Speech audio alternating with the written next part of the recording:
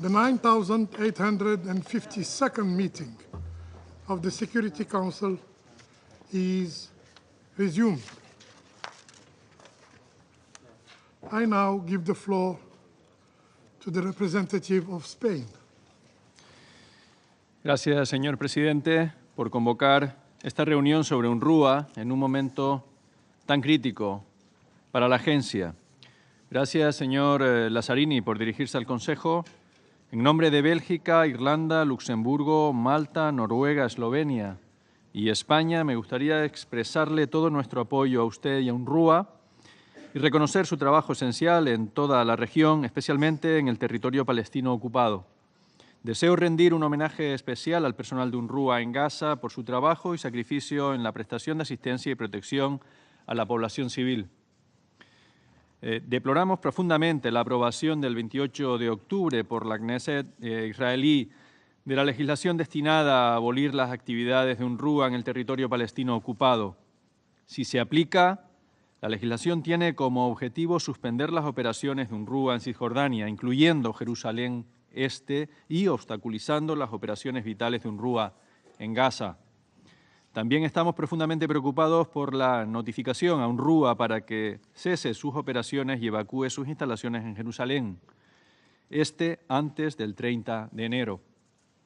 Condenamos la retirada de Israel del acuerdo 1967 entre Israel y UNRWA, de 1967 entre Israel y UNRWA, así como cualquier intento de obstruir su capacidad para operar y llevar a cabo su mandato derivado a la Asamblea General, extendido sistemáticamente desde el establecimiento de UNRWA en 1949. Exigimos la suspensión de la entrada en vigor de dichas leyes en cumplimiento del derecho internacional, la Carta de la ONU y las medidas provisionales exigidas por la Corte Internacional de Justicia. Instamos al gobierno israelí a cumplir con sus obligaciones internacionales y a mantener su responsabilidad de permitir y facilitar una asistencia humanitaria completa, rápida, segura y sin trabas en todo el territorio palestino ocupado y en particular en Gaza. Apoyamos a UNRWA como parte de nuestro compromiso humanitario y nuestra firme defensa y respeto del derecho internacional, incluido el derecho internacional humanitario. UNRWA sigue siendo más esencial que nunca, constituye la columna vertebral de la respuesta humanitaria en Gaza y es indispensable en la aplicación del alto al fuego para permitir la tan necesaria aplicación de la ayuda humanitaria para miles de refugiados y civiles palestinos. UNRWA no solo proporciona apoyo para salvar vidas a través de la asistencia humanitaria, sino que también garantiza la prestación de servicios básicos esenciales como la educación y la asistencia sanitaria, que proporcionan la dignidad y esperanza a millones de refugiados de Palestina en toda la región. Estos servicios serán esenciales en la fase de reconstrucción y estabilización. Reiteramos nuestro compromiso inquebrantable con una paz justa, global y duradera basada en la solución de los dos Estados. Apoyaremos activamente y nos comprometeremos con los socios internacionales para dar pasos concretos e irreversibles hacia la solución de los dos Estados, reactivando un proceso político con este fin. Muchas gracias. I thank the representative of Spain for the statement, and I give the floor to the representative of Cabo Verde. Thank you, Mr. President. I have the honor to deliver this statement on behalf of the members of the Community of Portuguese-Speaking Countries, CPLP, Angola, Brazil, Guinea-Bissau, Equatorial Guinea, Mozambique, Portugal, São Tomé and Príncipe, Timor-Leste, and my own country, Cabo Verde. We would like to thank the Algerian presidency for convening this timely and important briefing. We express deep concern about the implementation of the legislation adopted by the Israeli parliament that threatens to severely hinder UNRWA operations in the occupied Palestinian territory that will take place at any moment. The CPLP expresses its staunch support of UNRWA and its mandate established more than 75 years ago by the General Assembly to alleviate the unresolved question of Palestinian refugees. Its mandate is legal, valid, and continues to be critical to provide Palestinians with essential human services, such as health and education. We express our deep concern over the fate of millions of refugees in the occupied Palestinian territory. Those living in the Gaza Strip have virtually nothing left beyond the agency's capacity to provide humanitarian aid. The Palestinians in the West Bank have been enduring settlement expansion, intimidation, arbitrary violence and detention, and demolitions of property, among other ordeals. In this context, we underline the widespread consensus that UNRWA is indispensable and irreplaceable to assist the Palestinian refugees, particularly when they need it most. Banning UNRWA for operating in the OPT would entail tragic consequences and cancel the hope of hundreds of thousands of children to access education after 15 months of relentless bombing in the Gaza Strip.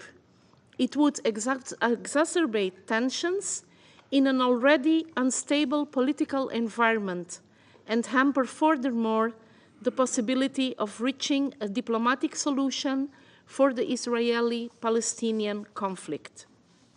We therefore reiterate our appeal to Israel to freeze the implementation of such laws, including in East Jerusalem, and allow the movement of UNRWA's local staff in the OPT.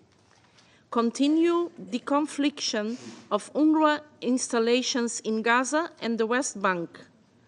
Allow UNRWA to continue importing aid assistance into the West Bank and Gaza.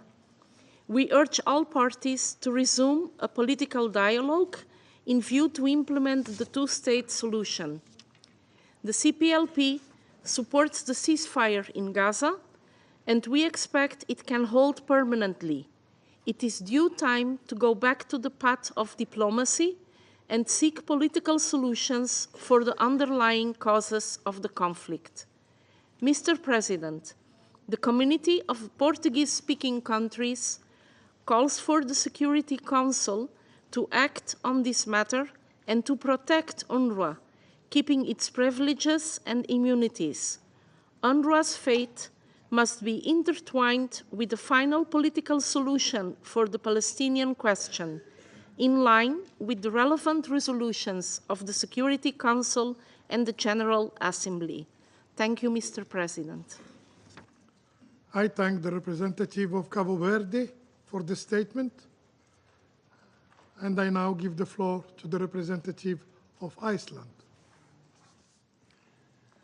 Mr. President, thank you for calling this meeting on UNRWA, an issue of urgency and importance. And let me also thank Mr. Lazzarini and Mr. Egeland for their inputs this morning.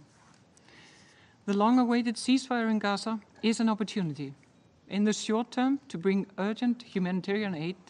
In the longer term, to help Palestinians rebuild their lives after nearly a year and a half of a devastating war. Gaza has been left in ruins. Most homes and businesses are destroyed. Groundwater is seriously polluted. Schools have been turned into emergency shelters and hospitals flattened. Reconstruction will be a mammoth task. We, the international community, have failed the people of Gaza for over a year, especially the children of Gaza. Those who have survived are losing the second school year in a row. We must not fail them again. We welcome the rapid engagement by OCHA, as well as the swift deployment of aid with more than 5,160 trucks carrying aid in the first 8 days after the ceasefire. Some Gazan families can now finally have full rations and 3 meals a day, as opposed to 1 bag of flour for the entire month. This is great improvement, but the humanitarian situation remains precarious. The war has left 2 million people homeless, without an income and fully dependent on food assistance. Several other UN agencies, including UNICEF, UNOPS, and UNDP, are operating and laying out impressive strategies for further assistance and the rebuilding of Gaza. However, these key UN agencies and programs work hand in glove with UNRWA. UNRWA's know-how, capabilities, and experience is unmatched. So is the level of trust the agency enjoys with Palestine refugees. No other agency can navigate the field as they can, and therefore UNRWA is a vital partner for any agency which wishes to have an impact. Under these circumstances, a total halt to the operations of UNRWA, the most centrally placed humanitarian organization responding to the needs of Palestine refugees in the Middle East, will have devastating consequences. Israel must allow UNRWA to operate in the humanitarian space and secure its involvement in a transitional process. Israel, as the occupying power, has a legal obligation to ensure the well-being of civilians in the territory. This includes securing the continuation of education, health, and other services beyond the end of this month, when the law takes effect. Iceland has repeatedly voiced its concerns over the Israeli legislation against UNRWA and consistently called for respect of international humanitarian law. At the center of our concern is the well-being of the population in Gaza. All parties involved, including the Israeli authorities, must take a pragmatic approach in order to ensure the provision of urgent humanitarian aid and the rebuilding of infrastructure and communities for the long term. This includes allowing unrestricted movement of UNRWA staff, maintaining the deconfliction of UNRWA installations, and allowing the continued access of aid that UNRWA has been distributing in the West Bank and Gaza.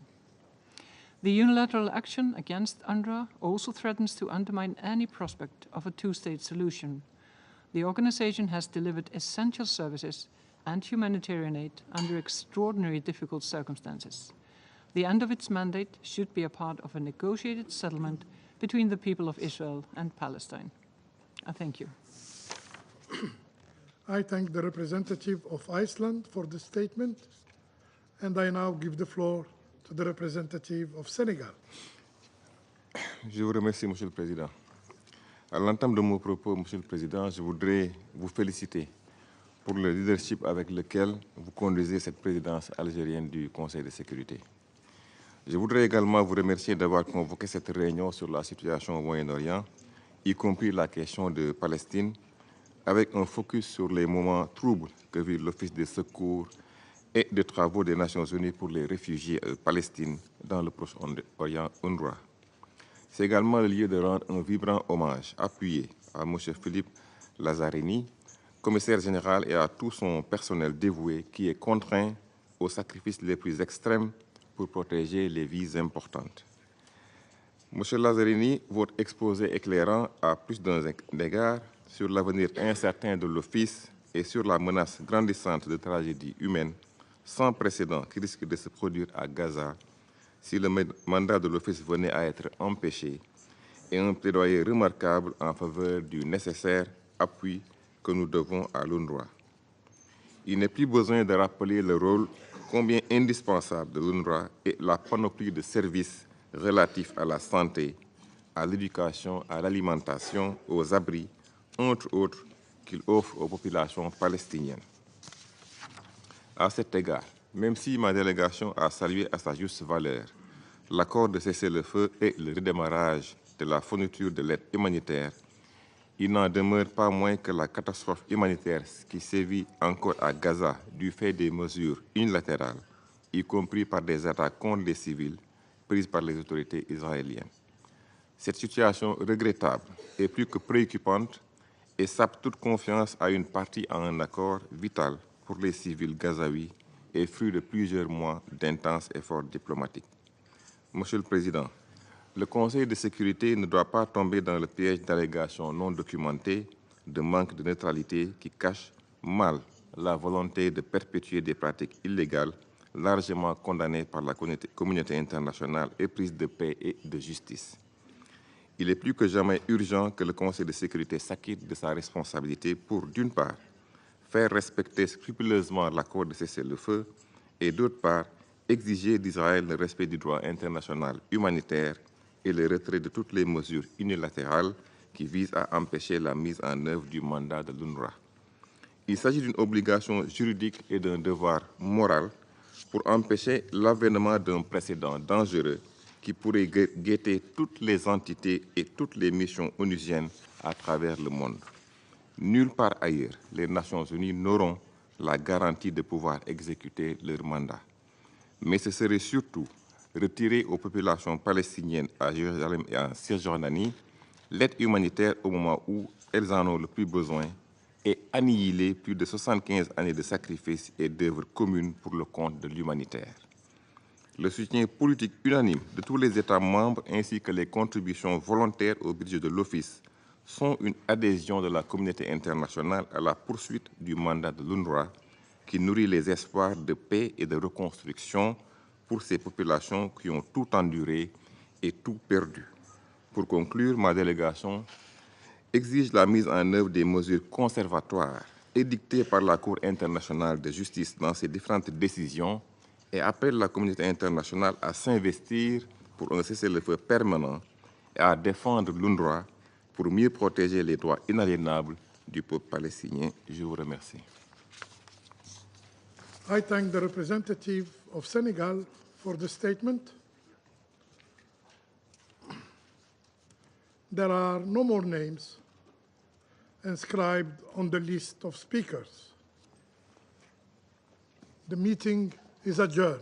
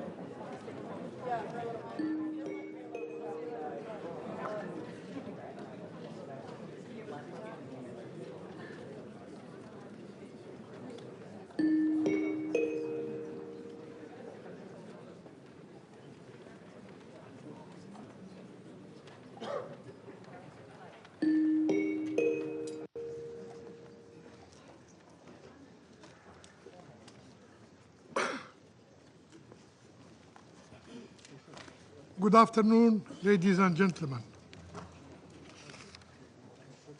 The 9,853rd meeting of the Security Council is called to order. The provisional agenda for this meeting is the situation concerning the Democratic Republic of the Congo. The agenda is adopted. In accordance with Rule 37 of the Council Provisional Rules of Procedure, I invite the representative of Angola, Burundi, the Democratic Republic of the Congo, Guatemala, Rwanda, Senegal, South Africa, Uruguay, and Zimbabwe to participate in this meeting. It is so decided. On behalf of the Council, I welcome Her Excellency Ms. Therese Kayikwamba Wagner, State Minister, Minister of Foreign Affairs, International Cooperation and Francophonie of the Democratic Republic of the Congo.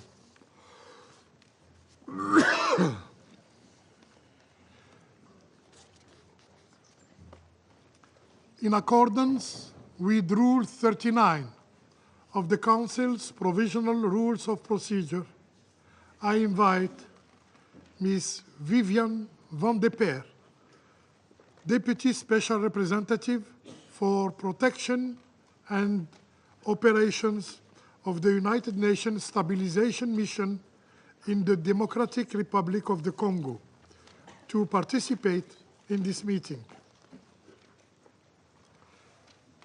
It is so decided. The Security Council will now begin its consideration of item 2 of the agenda. I now give the floor to Ms. Viviane van de Peer. Yeah, it's on and the mic is on. Can you hear them?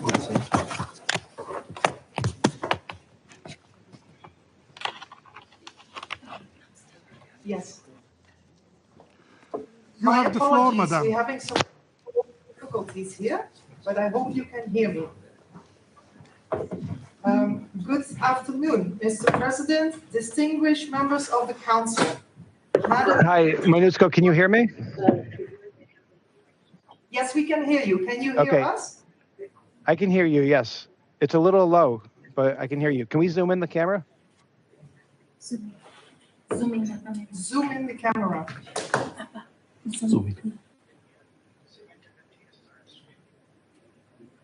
Leta kompyuta yote mbele. More. Leta kompyuta yote mbele. Yeah. Tena. More. I cannot hear the sound. Sound. No sound. Sound mean Yeah, leave the camera there. Yeah, okay. Okay, he's moving right now. Yes, the acting force commander and the yes. She cannot hear. I cannot hear them. The president is talking to me. Okay, you're welcome.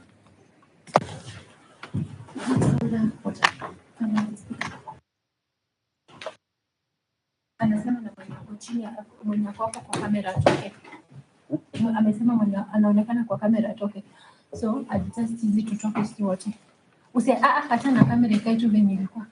Amesema kamera iko sawa.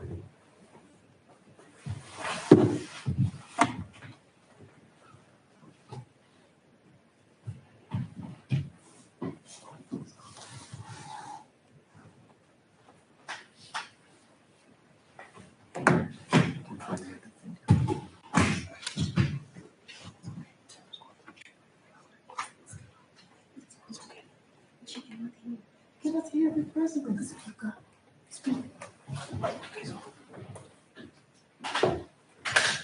Hi, MONUSCO, they're waiting for you to speak.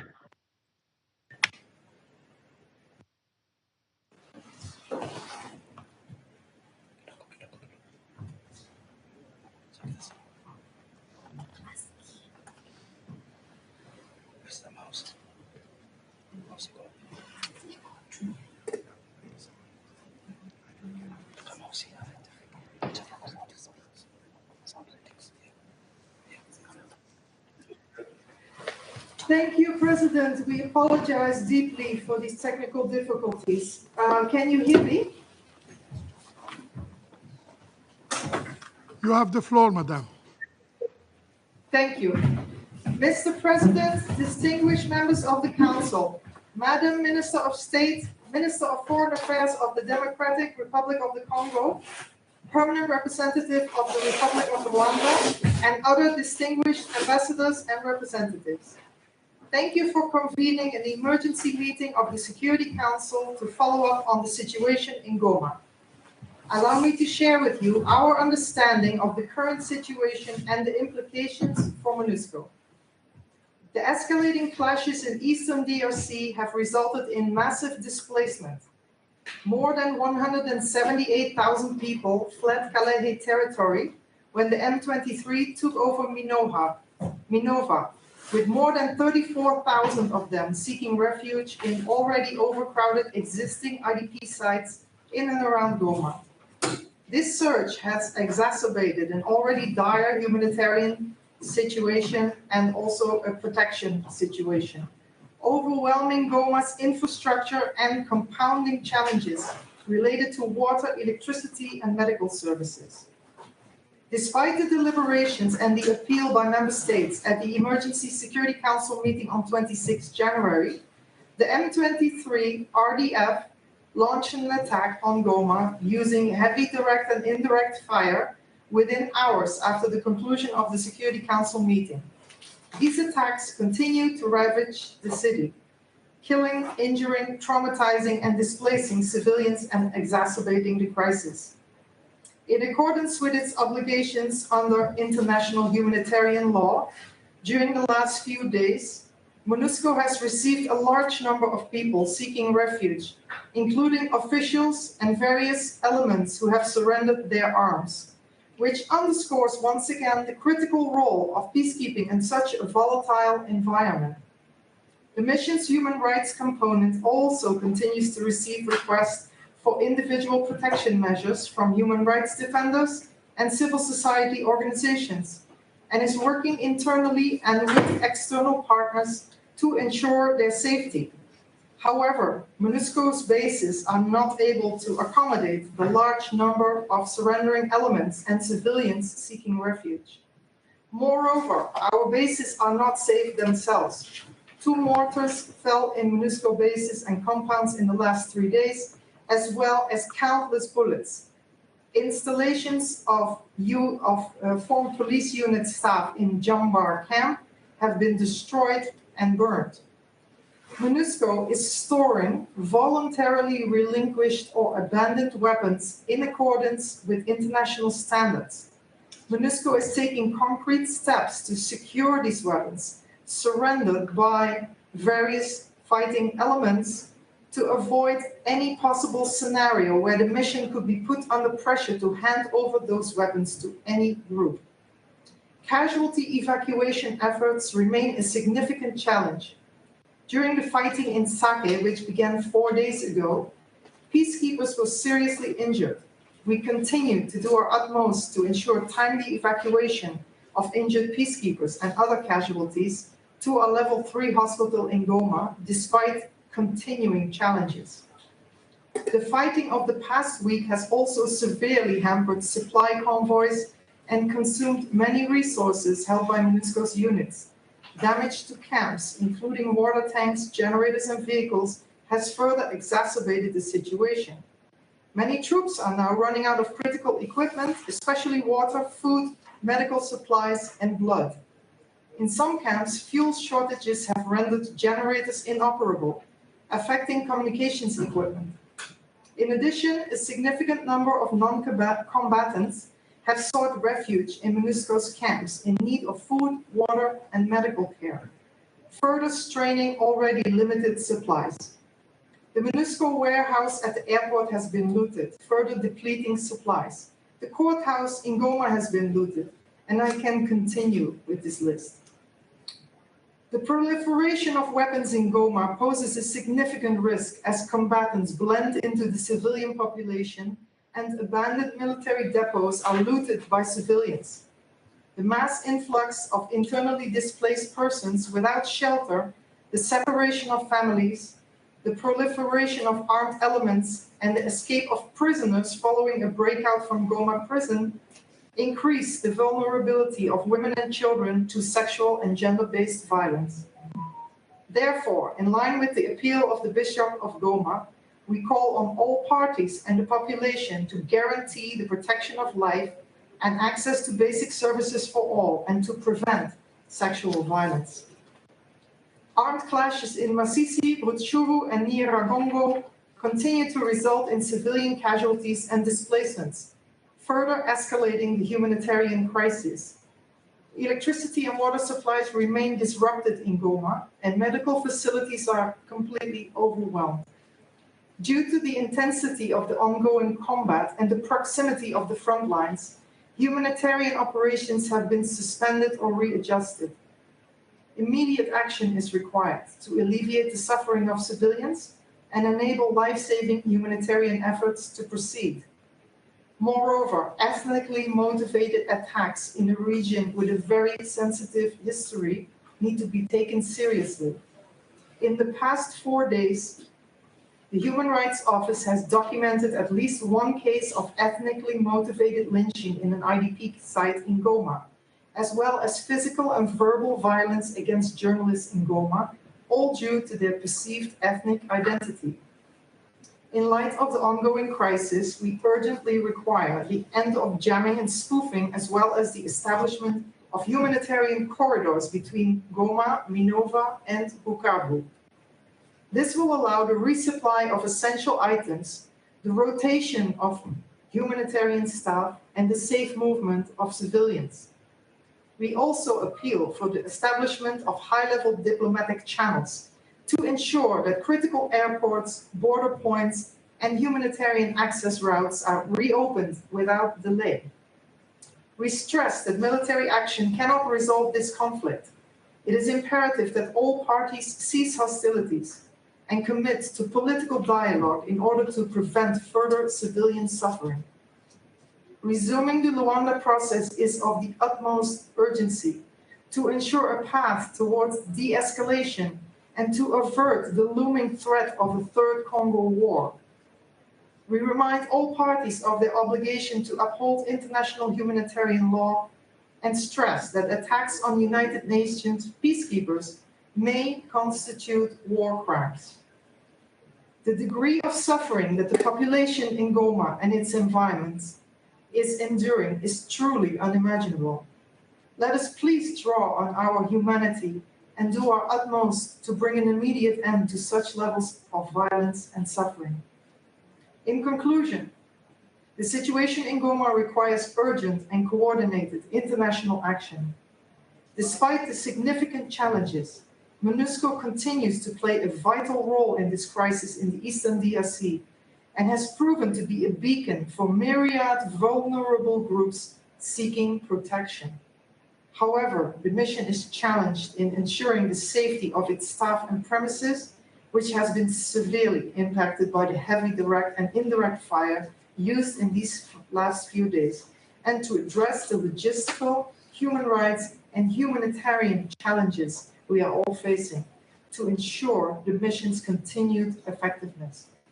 We call on all parties to prioritize the protection of civilians, open humanitarian corridors, and work towards a sustainable and peaceful resolution of the conflict. I thank you very much. I thank Ms. Viviane van de Peer for the statement. I now give the floor to those members of the Council who wish to make statements. And I give the floor to the representative of France. Monsieur le Président, je remercie la représentante spéciale adjointe du secrétaire général pour sa présentation et je salue la présence parmi nous de la ministre des Affaires étrangères de la République démocratique du Congo.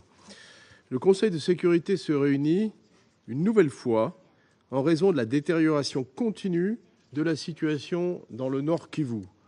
À l'heure où nous parlons, le M23 prend le contrôle de Goma avec le soutien actif du Rwanda. Cela doit constituer un signal d'alerte pour ce Conseil, comme cela avait été le cas il y a 12 ans. Le risque de contagion régionale est réel.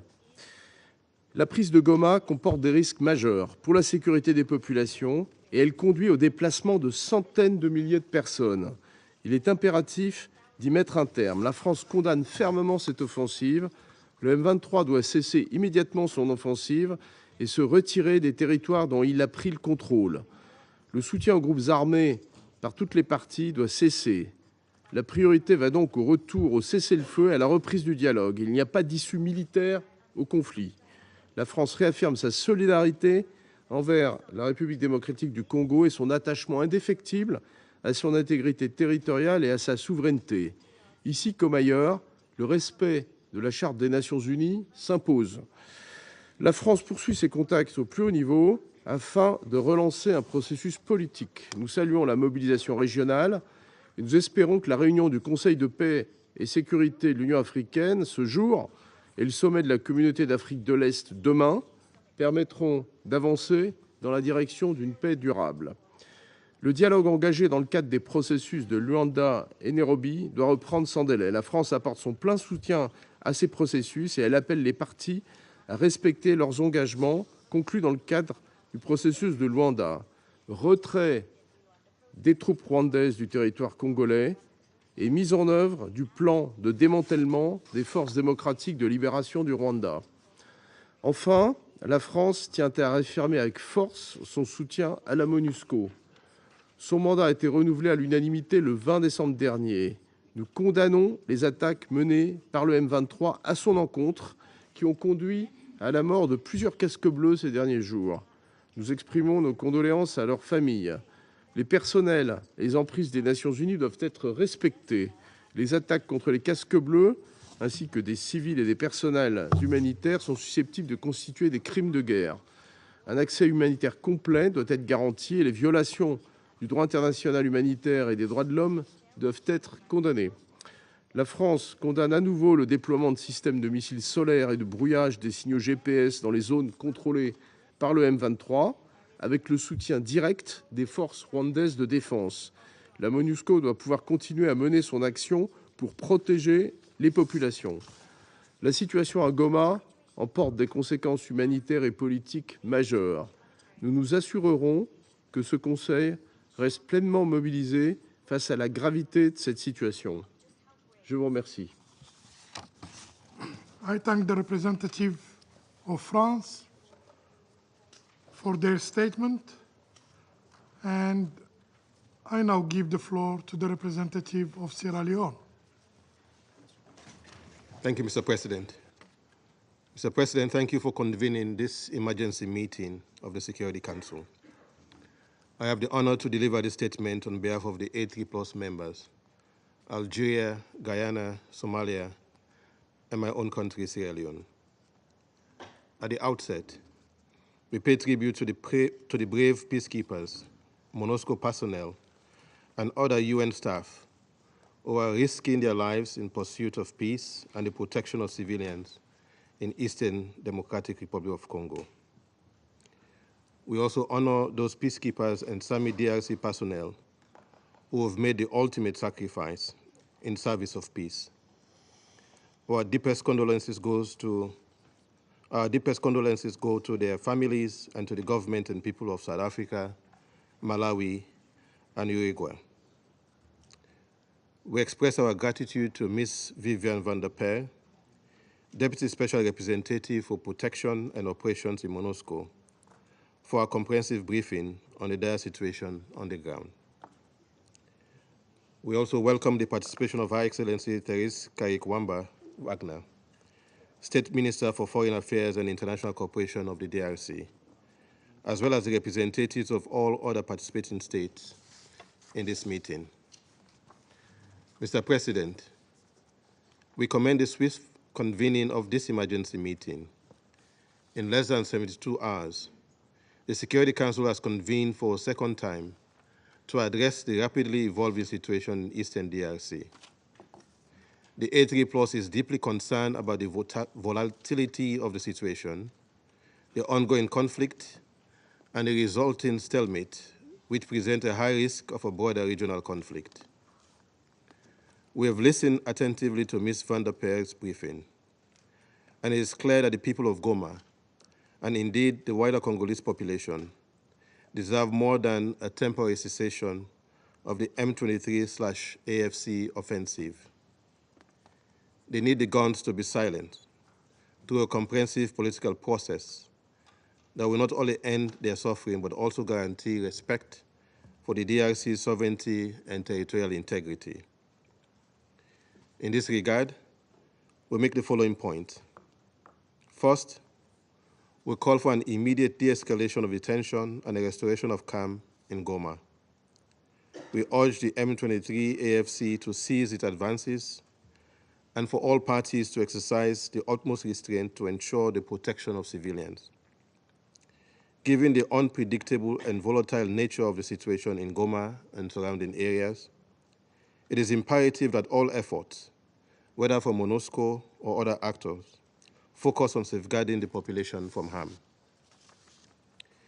Given Goma's critical role in facilitating access to the region, all efforts to protect civilians must also address the need for humanitarian access, as well as the safety and security of UN peacekeepers and SAMI DRC personnel.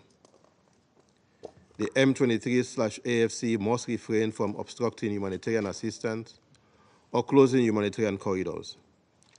The A3+ stresses the critical need for uninterrupted aid to reach the most vulnerable and reminds all parties of their obligations under international humanitarian law to protect civilian lives and ensure the delivery of aid to those in need. Second, as we have stated before, the situation in Eastern DRC will not be resolved through military means. It requires a political solution, supported by diplomacy and regional cooperation. Since our last meeting on Sunday, we have seen significant African diplomatic efforts to support the Congolese people and encourage both the DRC and Rwanda to reach a mutually acceptable resolution. We recognize the leadership of President William Ruto of Kenya, who has called for an East African Community meeting that will take place in the coming hours. Earlier today, the African Union Peace and Security Council convened an emergency ministerial meeting in Addis Ababa. These regional efforts are commendable, but what is needed now is the commitment of both Rwanda and the DRC to engage in direct negotiations under the Luanda process in good faith with the support of all these initiatives to bring a prompt resolution to the situation in Goma. We strongly call on both Rwanda and DRC to fully engage under the Luanda process, which is being led by the African Union's designated mediator, His Excellency João Lourenço, President of Angola, to resolve the outstanding issues between them. We are aware that the longer this deadlock persists, the greater the risk of further escalation, which will become increasingly difficult to contain. If the political leadership of Rwanda and the DRC can engage in direct talks, there is hope for delivering much-needed relief to the Congolese people. Third, to achieve a lasting solution that fully respects the sovereignty and territorial integrity of the DRC, while also addressing Rwanda's security concerns, it is critical for both countries to fully implement their commitment under the Luanda process. The A3+ remain convinced that the Luanda process offers the best pathway to peace in the DRC. Through this process, a ceasefire agreement was reached, though regrettably breached, along with an agreement on a harmonized plan, reinforced ad hoc verification mechanism, and a comprehensive concept of operations. The A3+ calls on all parties to honor their commitment under the Luanda process. Given the unfortunate development on the ground, and in pursuit of peace and stability in the DRC and the wider region, the A3+ urges the government of Rwanda to withdraw its troops from DRC territories without preconditions and without delay, and to cease its reported support to the M23 AFC. Similarly, we urge the government of the DRC to sever its ties with FDLR and to implement its commitment to neutralize this group. We also regret that President Lourenço of Angola had no choice but to evacuate members of the reinforced ad hoc verification mechanism due to the untenable security situation in Eastern DRC. While the ceasefire agreement has been violated, the mechanism remains incomplete and has not been fully operationalized. Fourth, the natural wealth of the DRC must translate into prosperity for its people. All actors, both local and external, who continue to illegally exploit the country's resources and fuel the conflict must be held accountable. Mr. President, the A3+ expresses deep concern and regret over the reported attacks on embassies in Kinshasa amidst protests relating to the M23 AFC rebel group's offensive in Eastern DRC. These acts against diplomatic missions and their personnel violate international law. As we acknowledge the legitimate concerns of the Congolese people regarding the security situation in Eastern DRC and the activities of the M23 rebel group, we call for the protection of diplomatic missions and strongly urge all parties to refrain from violence, respect diplomatic norms, and exercise restraint. Peaceful and constructive engagement remains the most effective way to address these pressing issues. In closing, we are all well aware of the critical importance of Goma to the Congolese people. Goma is the heart of the DRC. Allowing this vital city to remain under the control of a rebel group sends a disturbing message about the ability or willingness of the international community to prevent threats to international peace and security from flourishing. It is a moral imperative for all actors, including this Council, to act decisively to address the unfolding situation in Goma and to tackle the structural root causes of this conflict. I thank you. I thank the representative of Sierra Leone for their statement. I now give the floor to the representative of the United Kingdom. Thank you, President. Let me start by thanking DSOSG Van der Peer for briefing us today. And I welcome the participation of DRC Foreign Minister Wagner, alongside other representatives from the region and troop-contributing countries. President, the UK is deeply alarmed by the events that have unfolded in eastern DRC. Since we met on Sunday, M23, with support from the Rwandan Defence Forces, have closed in on Goma. M23 have declared that it is now under their control. The humanitarian impacts are dire. The advances have displaced close to 1 million people in North and South Kivu. Civilian casualties are rising. Hundreds of thousands of people who have already fled from M23's advances, many of them several times before, are now on the move again, with virtually nowhere safe to go. How many times must they pack up their lives and flee? The cycle must end. The UK is also deeply concerned by the limited ability of humanitarian actors to get help to those who need it. Key humanitarian routes, land, water and air, are closed, and hospitals are overcrowded, with staff risking their own lives to provide emergency assistance. More than 800,000 people in the area who were prioritised for support may no longer receive vital food and nutritional assistance. We call on the parties not to obstruct the vital services that humanitarians are providing, and to cease hostilities and uphold the protection of humanitarian workers, as required in international humanitarian law. We also urge all parties to consider essential humanitarian corridors to allow the resupply and delivery of essential life-saving items and the freedom and safe movement of civilians and humanitarian actors. President, the UK is also deeply concerned by the continued endangering of peacekeepers' lives. On Sunday, I expressed my condolences to the families of the 13 who'd already been killed. Since then, 4 more peacekeepers have tragically been killed. We urge an immediate end to this violence.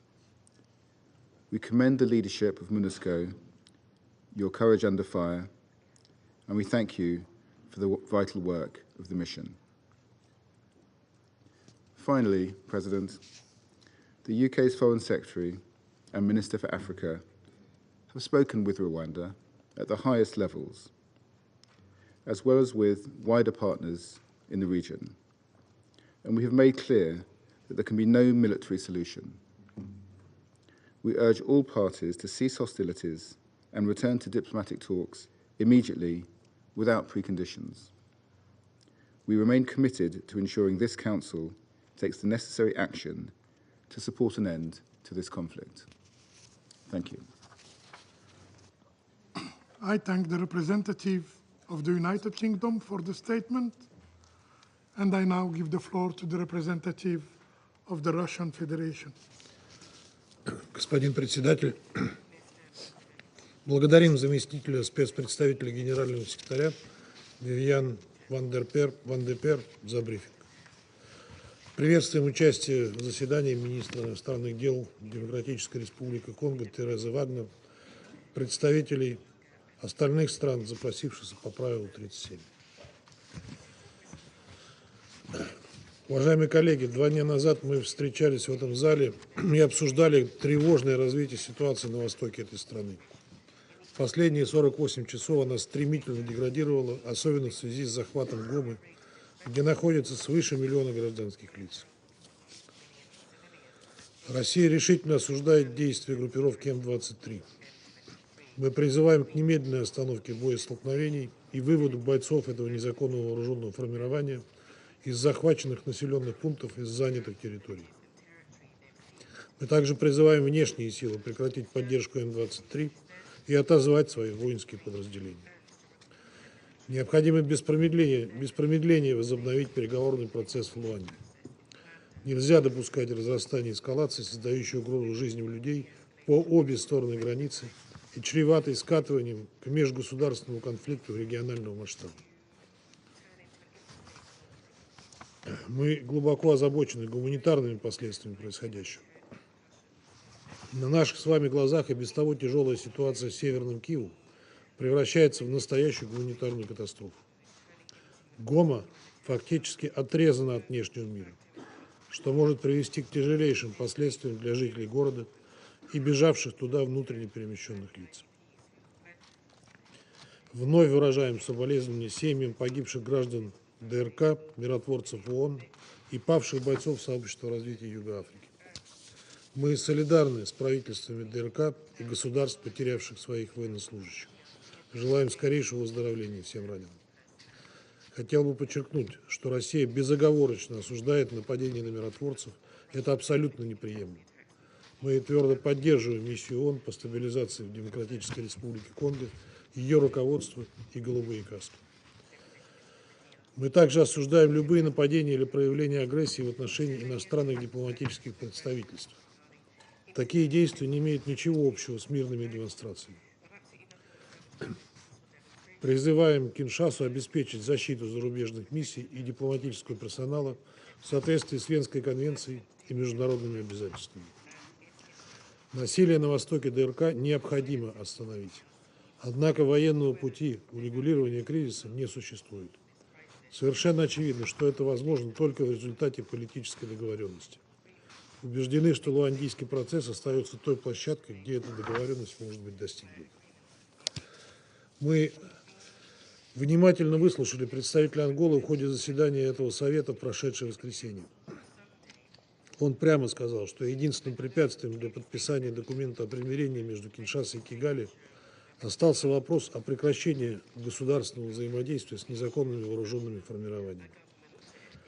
Прежде всего, это касается М-23.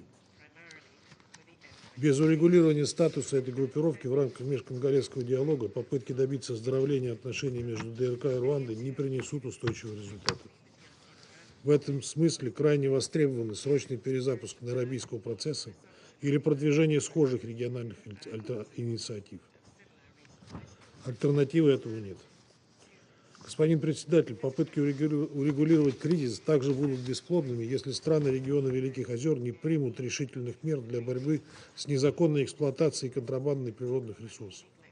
Их львиная доля, как известно, поступает именно с охваченного нестабильностью востока ДРК. Пересмотреть свое отношение к потреблению этих ресурсов должны также внерегиональные игроки и крупные международные ТНК, в чьих интересах не прекращается поток незаконных поставок кровавых минералов.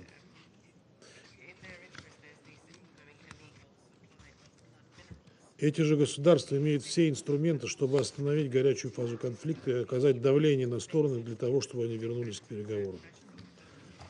Они должны быть задействованы для сохранения человеческих жизней и прекращения страданий сотен тысяч гражданских лиц.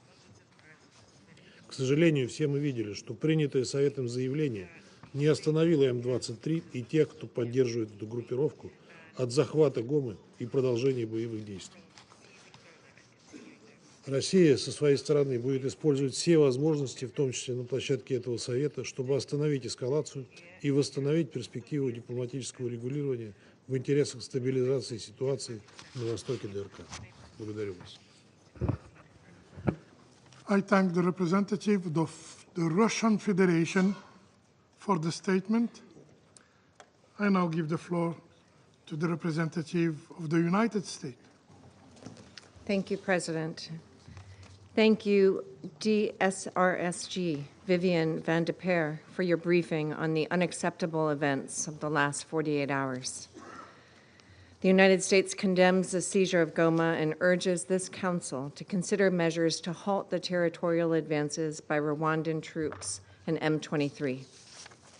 We stand in firm support of the Congolese people and of the sovereignty and territorial integrity of the DRC, and urge Rwanda to respect the same. At the same time, we are watching with concern and deplore the destruction of diplomatic facilities in Kinshasa, and call on the DRC government to respect its obligations to protect diplomatic premises and personnel. We call for an immediate ceasefire, an end to this fighting. Rwanda must withdraw troops from the DRC. Rwanda and the DRC must return to the negotiating table and work toward a sustainable, peaceful solution. We remain deeply concerned about the human rights abuses, displacement, and other impacts on Congolese civilians suffering the brunt of this fighting. Civilians, including the growing number of IDPs and refugees in Sake, Goma, and beyond, must be protected.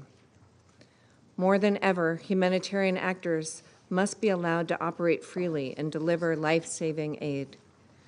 The rights of all Goma's inhabitants, including former combatants, must be respected. We are similarly concerned that M23's and Rwanda's ongoing advances are opening up a bloody new front to this conflict in South Kivu, which no longer benefits from the roles MONUSCO assumed in the past to protect civilians and facilitate humanitarian assistance. We must not allow this violence to spiral into a wider regional conflict, which would incur a horrific human toll. We mourn all the Congolese who have lost their lives in this fighting. We also extend heartfelt condolences to the countries and families of UN peacekeepers and SAMI DRC troops lost during these attacks. We applaud MONUSCO for its commitment to protect civilians and the bravery and professionalism demonstrated by peacekeepers in recent weeks. As we have said before, Rwanda's support to M23 remains wholly at odds with its robust support to UN peacekeeping. Rwanda said on Sunday that it means no harm to MONUSCO, but 3 peacekeepers have been killed, with many more injured. Additionally, UN and humanitarian personnel, as well as civilians, are endangered by Rwanda's ongoing use of GPS interference and deployment of advanced weapons and systems. Hope is not lost. There is an end in sight to this fighting and a path for a regional dialogue, but the international community must act now. Those unwilling to return to the negotiating table must face a clear and unambiguous response from the Council. We must abandon the delusion of short-term military solutions and work instead toward a durable peace powered by regional economic arrangements for the Great Lakes' vast mineral wealth to ensure stability and prosperity for local populations. Addressing historical grievances, ending ethnic attacks, and other roots of this conflict must be done through a process that has clear incentives and unmistakable accountability. The international community has the tools in hand to end the fighting and build sustainable solutions to the Eastern DRC conflict.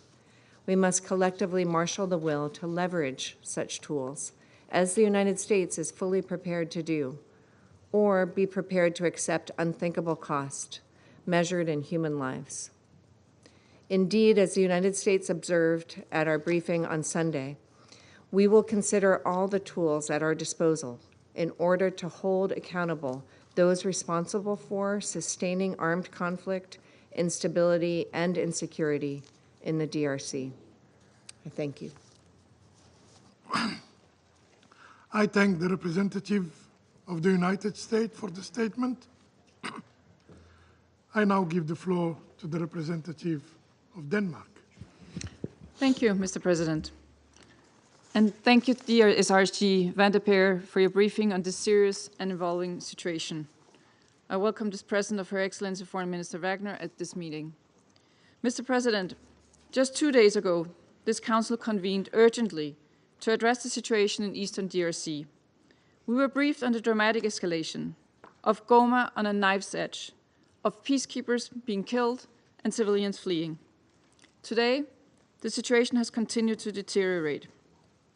Let me be clear. Denmark strongly condemns the ongoing offensive by M23 with support of the Rwanda Defense Forces and the military presence of Rwanda in DRC. We demand that M23, supported by the RDF, immediately halt and reverse their territorial expansion and withdraw. We demand that Rwanda ceases its support to the M23 and that the DRC ceases its support to the FDLR. Colleagues, we've all seen the devastating images. Shelling and heavy artillery in the city center of Goma, civilians fleeing, overcrowded hospitals, and ongoing looting. Denmark is extremely concerned about the risk of urban conflict, as well as sexual violence following the influx of armed elements and the Goma prison escape. Likewise, we are deeply alarmed by the risk of attacks against human rights defenders who now fear individual persecution and ethnically motivated attacks. We also express our deep concern with the recent attacks on diplomatic missions in Kinshasa. This is unacceptable. Mr. President, against this dangerous and rapidly developing backdrop, allow me to highlight 4 key points.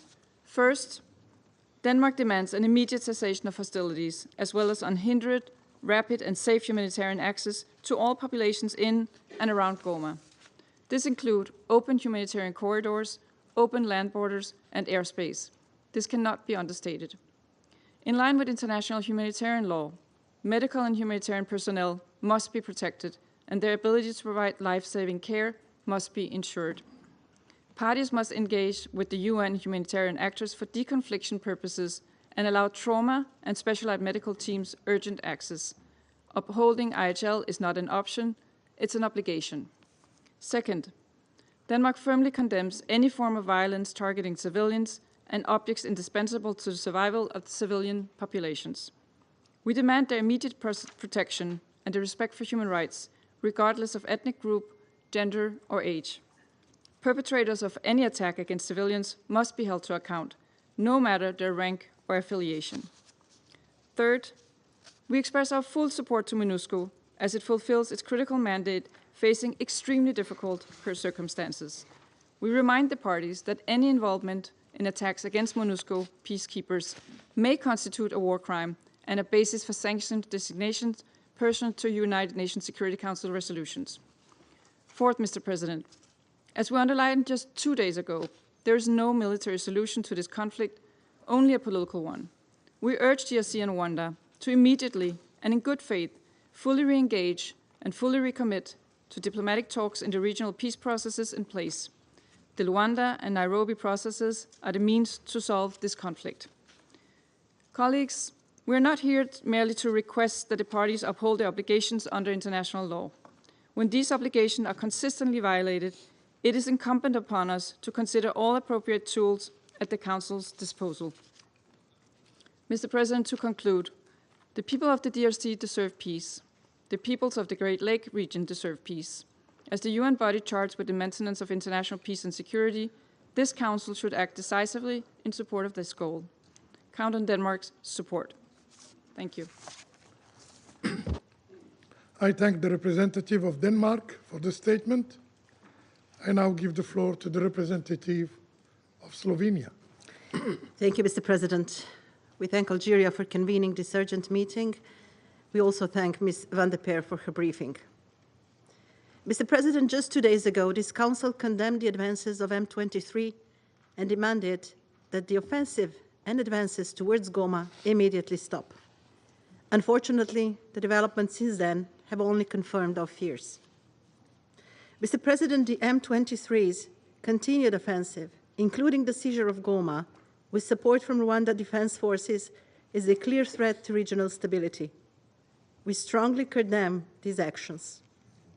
Slovenia renews its demand for the immediate ceasefire and the unconditional withdrawal of M23 from the occupied territories. The risk of this conflict escalating into a wider regional crisis must not be underestimated, and recent developments have only amplified these fears. Our message is clear.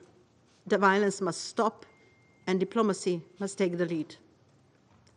Slovenia continues to call on Rwanda to fully withdraw its forces from the DRC territory in accordance with international law and to cease its support to M23. We strongly condemn the ongoing violation of the sovereignty and territorial integrity of the DRC. They must be respected. We also continue to call on the DRC to cease all cooperation with the FDLR and other armed groups. We are gravely alarmed by the escalating risks in Goma and its surroundings, with the risks of urban fighting and the use of heavy weapons in densely populated areas. There is no time to waste. Mr. President, this is yet another nightmare chapter in this ongoing conflict, forcing hundreds of thousands of civilians to flee, too many of them not for the first time. They're living in fear, they're hungry, they're exposed to vulnerabilities which are further intensified by the presence and influx of armed elements. Restoring and returning to an agreed ceasefire is imperative, but immediate measures are also needed to protect civilians, humanitarian and medical facilities, critical infrastructure, including electricity, water, and communication networks. Safe humanitarian corridors must enable aid delivery and civilian evacuations. Heavy weapons and troops must be withdrawn from the IDP sites. We cannot stress this enough. International humanitarian and human rights law must be upheld by all parties at all times. We call on both countries to exercise maximum restraint. We remain hopeful that strong African engagement through the African Union, the East African Community, and the Luanda processes can help turn the tide through dialogue, and we commend these efforts. Strengthened by this Council, continued engagement, and bilateral efforts, these actions highlight the value of complementing all paths to peace, and Slovenia fully supports them. We urge Rwanda and the DRC to heed calls for peace from the region and the wider international community, and especially those fleeing bullets and bombs, to de-escalate and re-engage in a diplomatic process. Mr. President, we strongly support MONUSCO and its vital mission to protect civilians and recall the need to ensure their safety and security. We unequivocally condemn all attacks and threats against MONUSCO personnel, humanitarian and medical workers who, even as we speak, continue to carry out their life-saving work under fire. In closing, Mr. President, let me express Slovenia's grave concern over the attacks on diplomatic missions in Kinshasa. Any such actions are entirely unacceptable and a clear violation of international law. We call for the protection of diplomatic missions in strict accordance with the Vienna Convention on Diplomatic Relations. I thank you. I thank the representative of Slovenia for the statement. I now give the floor to the representative of the Republic of Korea. Thank you, Mr. President, for convening this emergency meeting following Sundays. I thank Deputy SRSG Van de Peer for her sobering briefing. I welcome Minister Wagner of the DRC.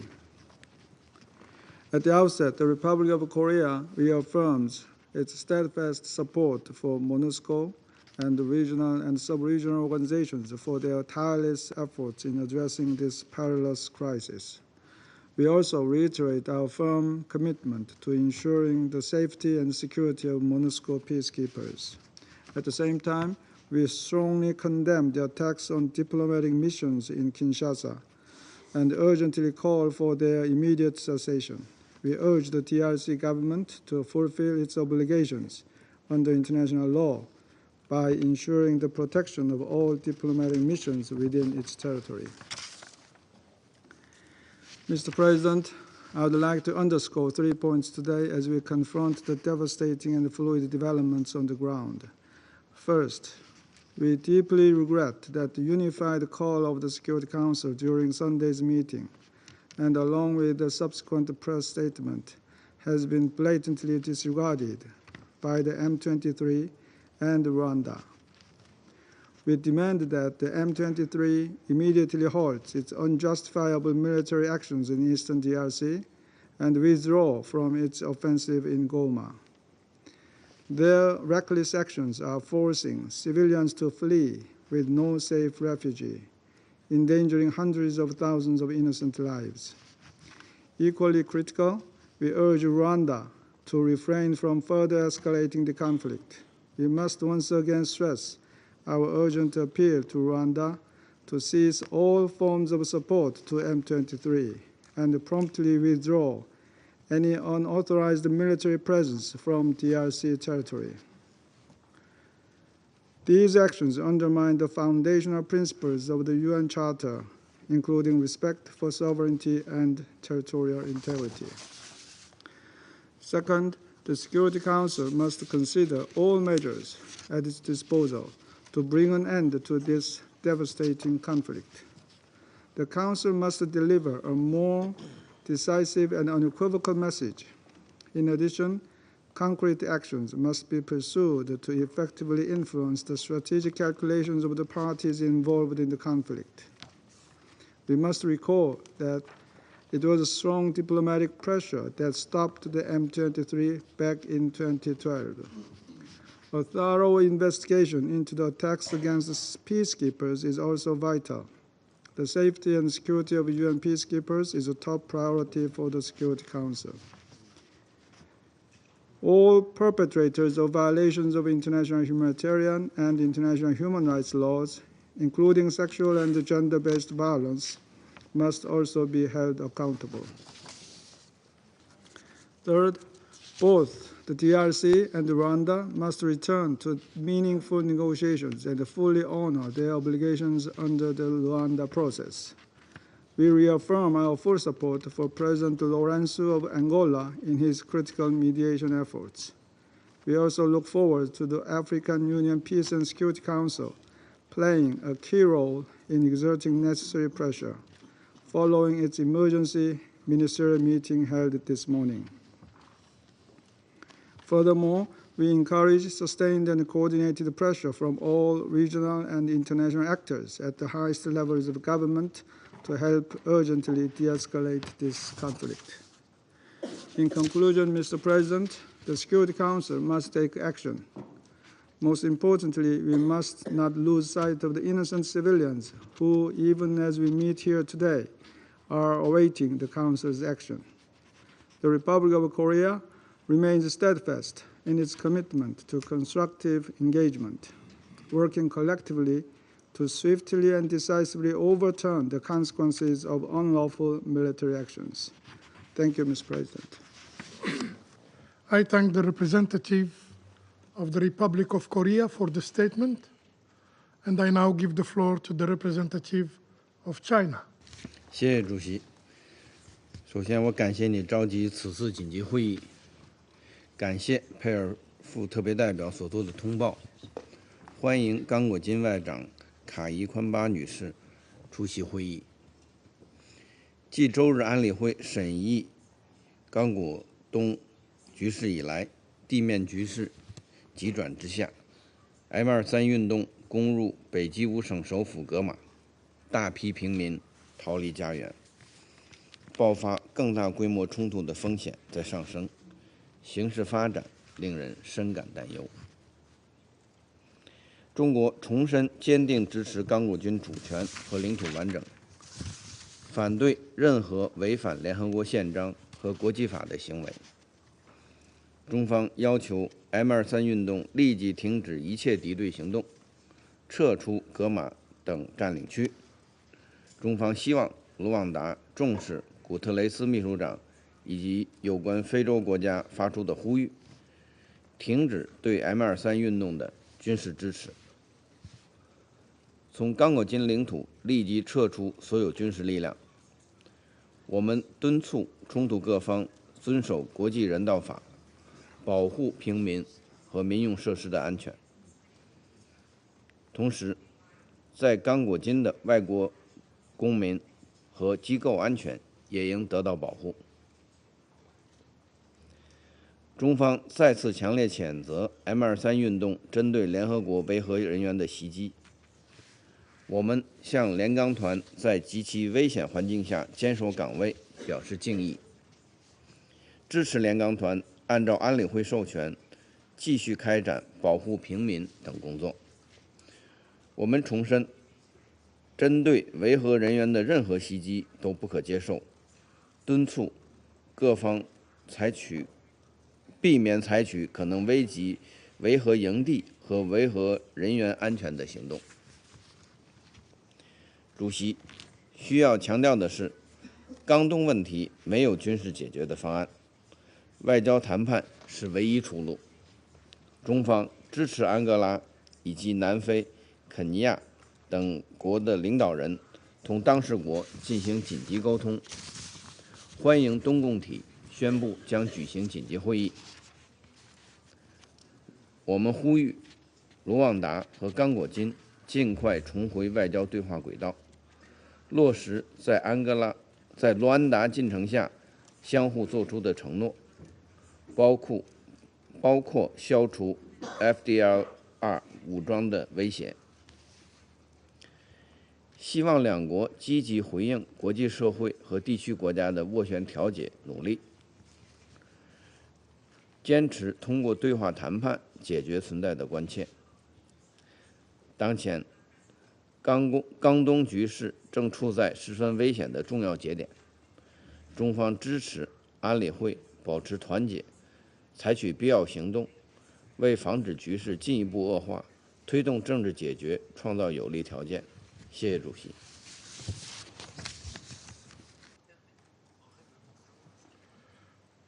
I thank the representative of China for the statement. I now give the floor to the representative of Pakistan. I thank you, Mr. President. Mr. President, we thank you for convening this meeting on this urgent topic. We thank Deputy SRS Chief Vivian van der Peer for her valuable briefing. We also welcome the participation of the Foreign Minister of the DRC in this meeting, as well as the permanent representatives of Rwanda, Uruguay, Angola, Guatemala, Zimbabwe, and Burundi. Mr. President, since we met on Sunday, the M23 has largely seems to be in control of Goma. Thousands of people are currently fleeing their homes, adding to the millions already internally displaced in eastern DRC. Many UN and other peacekeeping troops are still encountering mortar and small arms fire. 3 UN peacekeepers have lost their lives and 22 have been injured. Some DRC has also taken fatalities and casualties. We once again express our deepest condolences to the families of the fallen peacekeepers and pay tribute to their bravery, and especially those who died in the line of duty. I would like to make the following points. First, we strongly condemn M23's offensive on Goma. It must immediately stop its advance and vacate all territories it has occupied. We condemn the violations of the sovereignty and territorial integrity of the DRC. All foreign forces must be withdrawn from the territory of the DRC. Second, the M23 siege of Goma has grave humanitarian consequences. The UN Secretariat and other humanitarian actors, in consultations with the DRC, should urgently develop a plan for the protection of civilians, the handling of internally displaced people, and addressing the humanitarian crisis in eastern DRC. The M23 must not impede access for immediate, safe, and unhindered humanitarian aid and humanitarian personnel to the affected areas, and to the affected people, including through humanitarian corridors. Third, we strongly condemn the continued attacks on the peacekeepers. Attacks on peacekeepers constitute war crimes, and those responsible for perpetrating, supporting, and sponsoring these attacks must be held accountable. At the same time, we deplore the attacks on diplomatic facilities in Kinshasa. We ask the UN Secretariat and MONUSCO, in consultations with the DRC, to urgently present an effective plan to ensure the safety and security of MONUSCO and other peacekeepers, including through the steps that they have already taken. Fourth, we stress that there is no military solution to the conflict in eastern DRC. We call on Rwanda and the DRC to cease hostilities and to immediately revive the Luanda process of dialogue under the mediatory leadership of President Lorenzo of Angola. The understandings reached under this process, that is the neutralization of the FDLR and the withdrawal of Rwandan forces from DRC, should be maintained and implemented even as the challenge posed by the M23 is confronted and resolved. We hope that the reconciliation within DRC will be achieved, especially through the Nairobi process. We also extend our full support to the Special Envoy for the Great Lakes region in promoting dialogue to resolve the conflict in eastern DRC.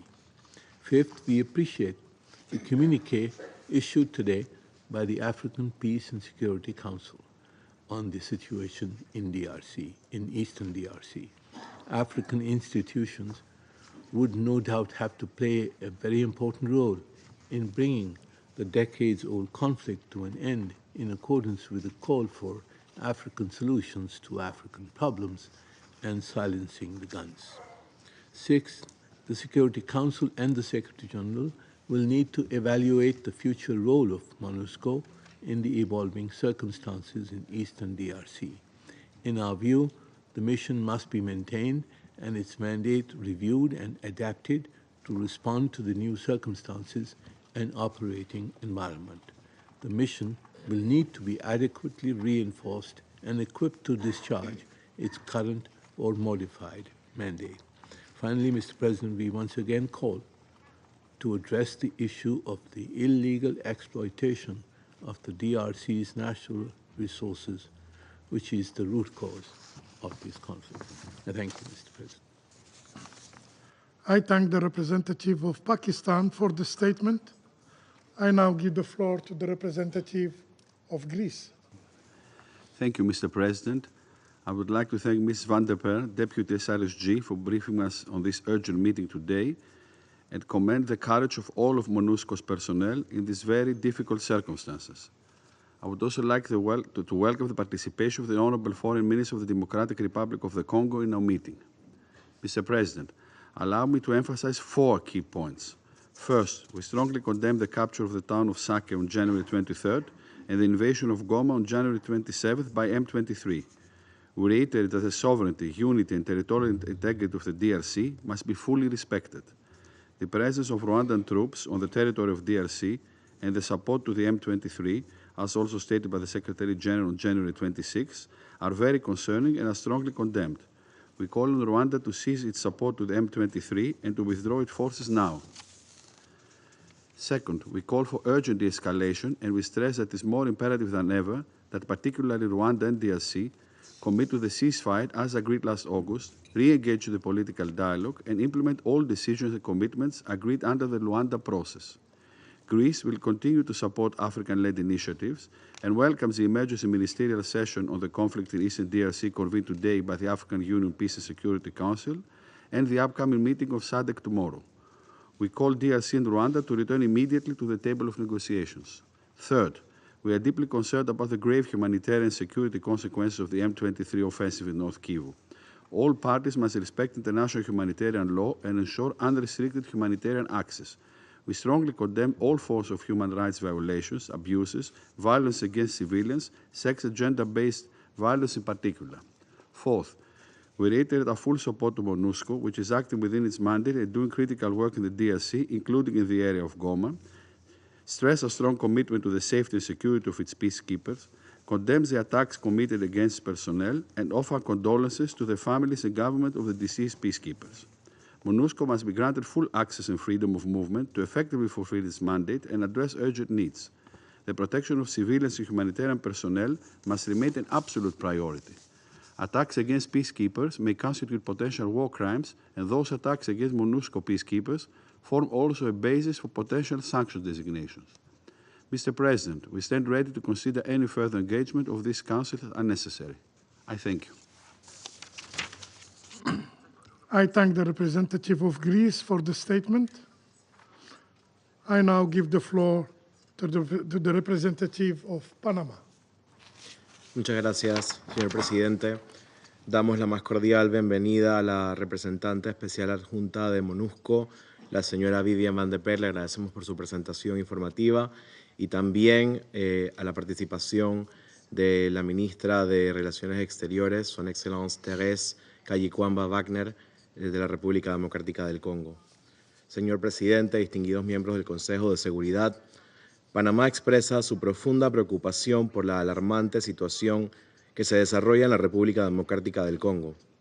En los últimos días hemos sido testigos de una escalada de violencia que ha culminado con la entrada del M23 en la ciudad de Goma, con el apoyo de las Fuerzas de Defensa de Ruanda, según lo informado por el grupo de expertos.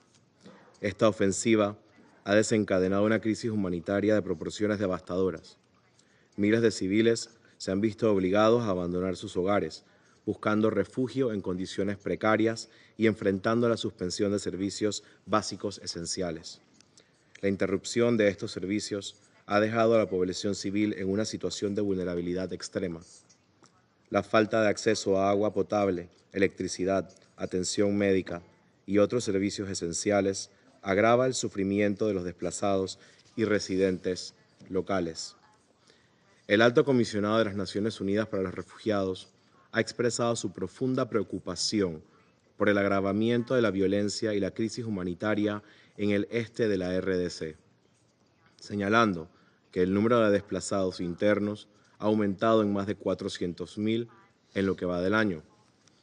La República de Panamá reitera su rechazo a cualquier forma de violencia que atente contra la seguridad e integridad física de la población civil. Hacemos un llamado urgente a todas las partes involucradas para que cesen las hostilidades de inmediato y respeten el derecho internacional humanitario.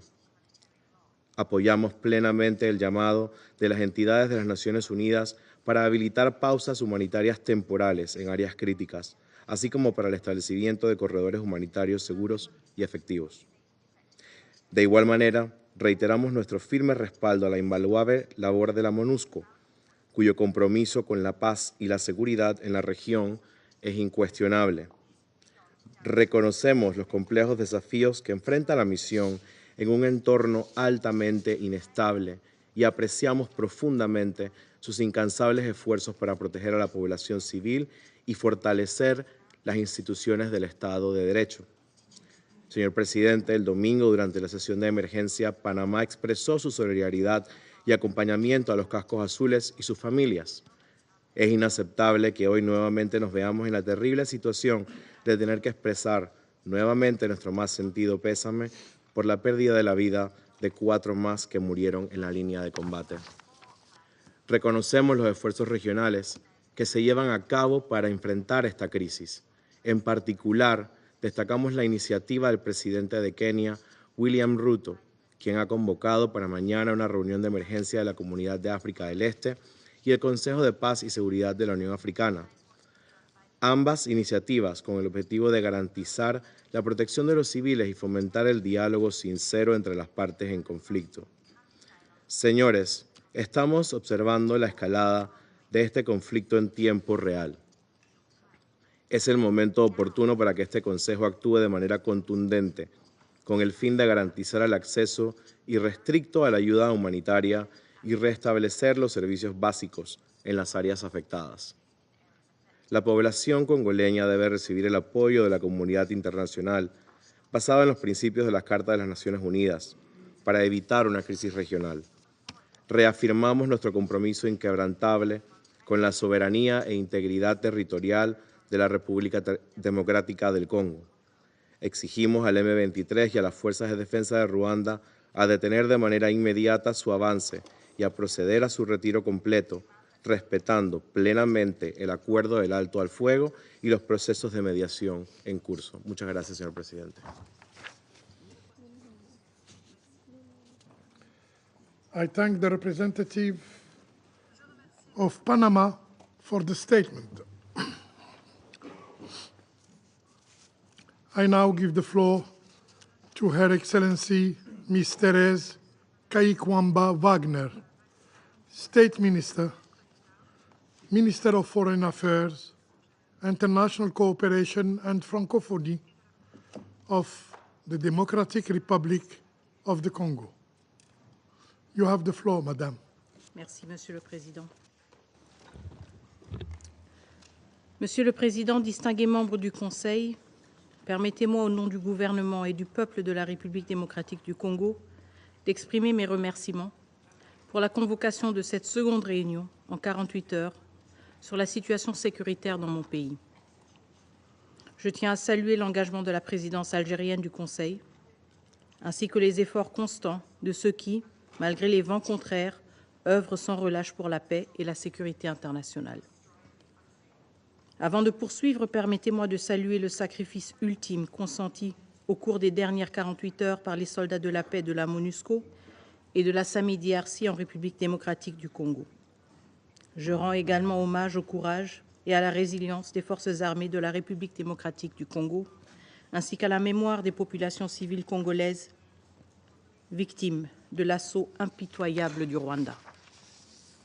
Nous, la République démocratique du Congo, reconnaissons également les pertes en vie humaine parmi les soldats rwandais au cours des affrontements, tandis que le Rwanda persiste obstinément à imposer son faux récit prétendant ne pas mener une guerre en République démocratique du Congo.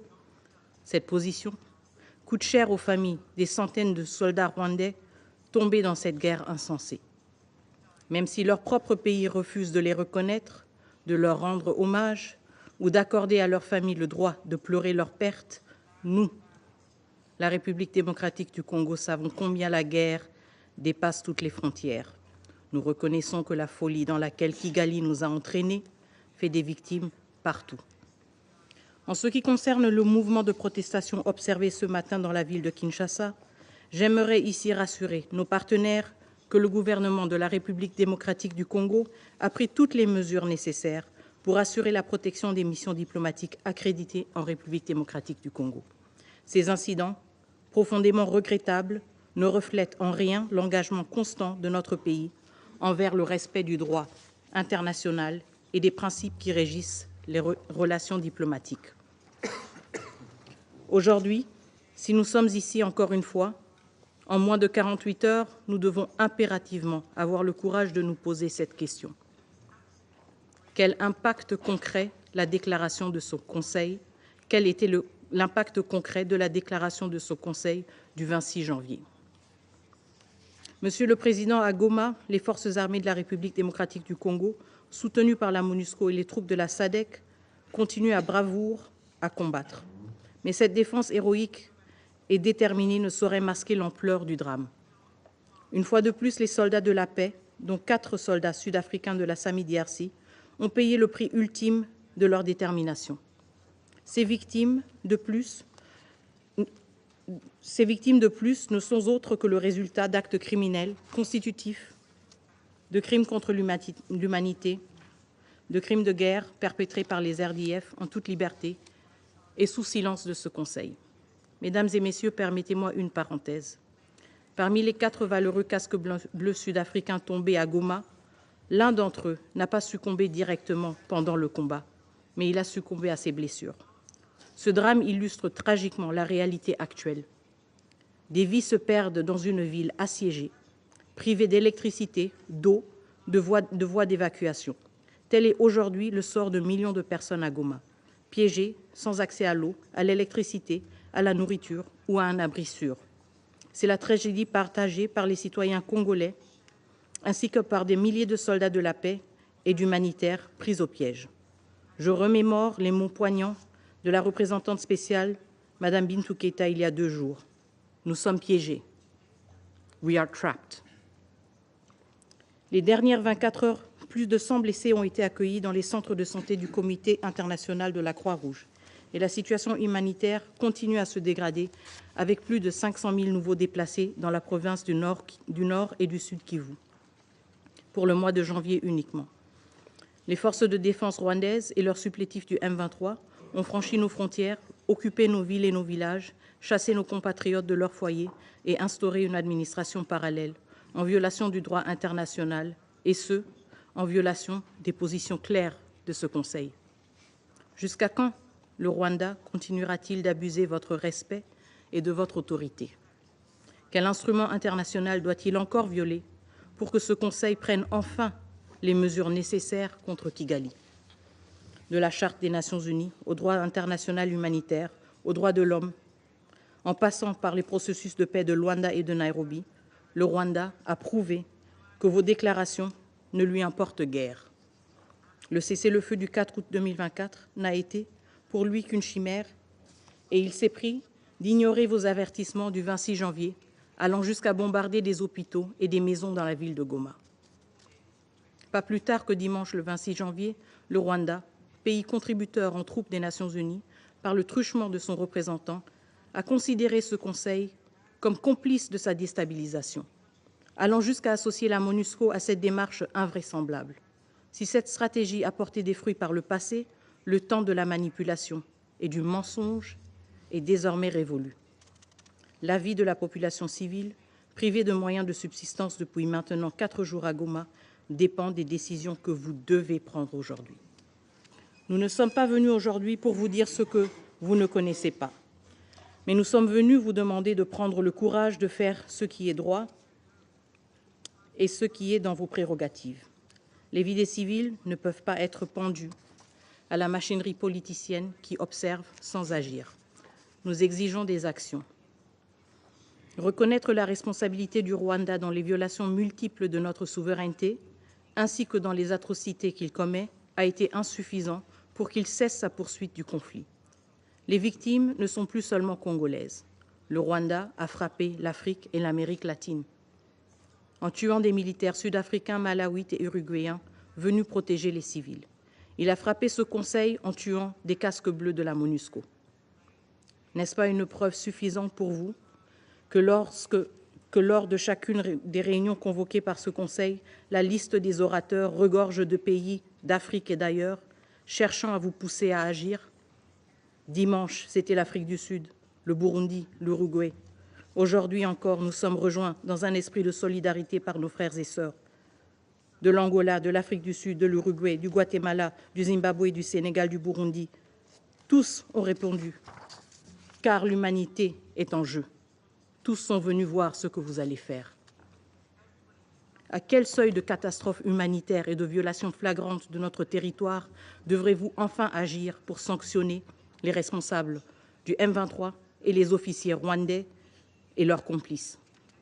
Si ce Conseil ne sanctionne pas, l'histoire marquera ce temps comme l'époque de l'impuissance et de l'indifférence du Conseil de sécurité. Le droit de rachat de ce Conseil sur cette crise n'est nulle part ailleurs que dans les actions immédiates. Et déjà, nous voyons venir une manœuvre prévisible.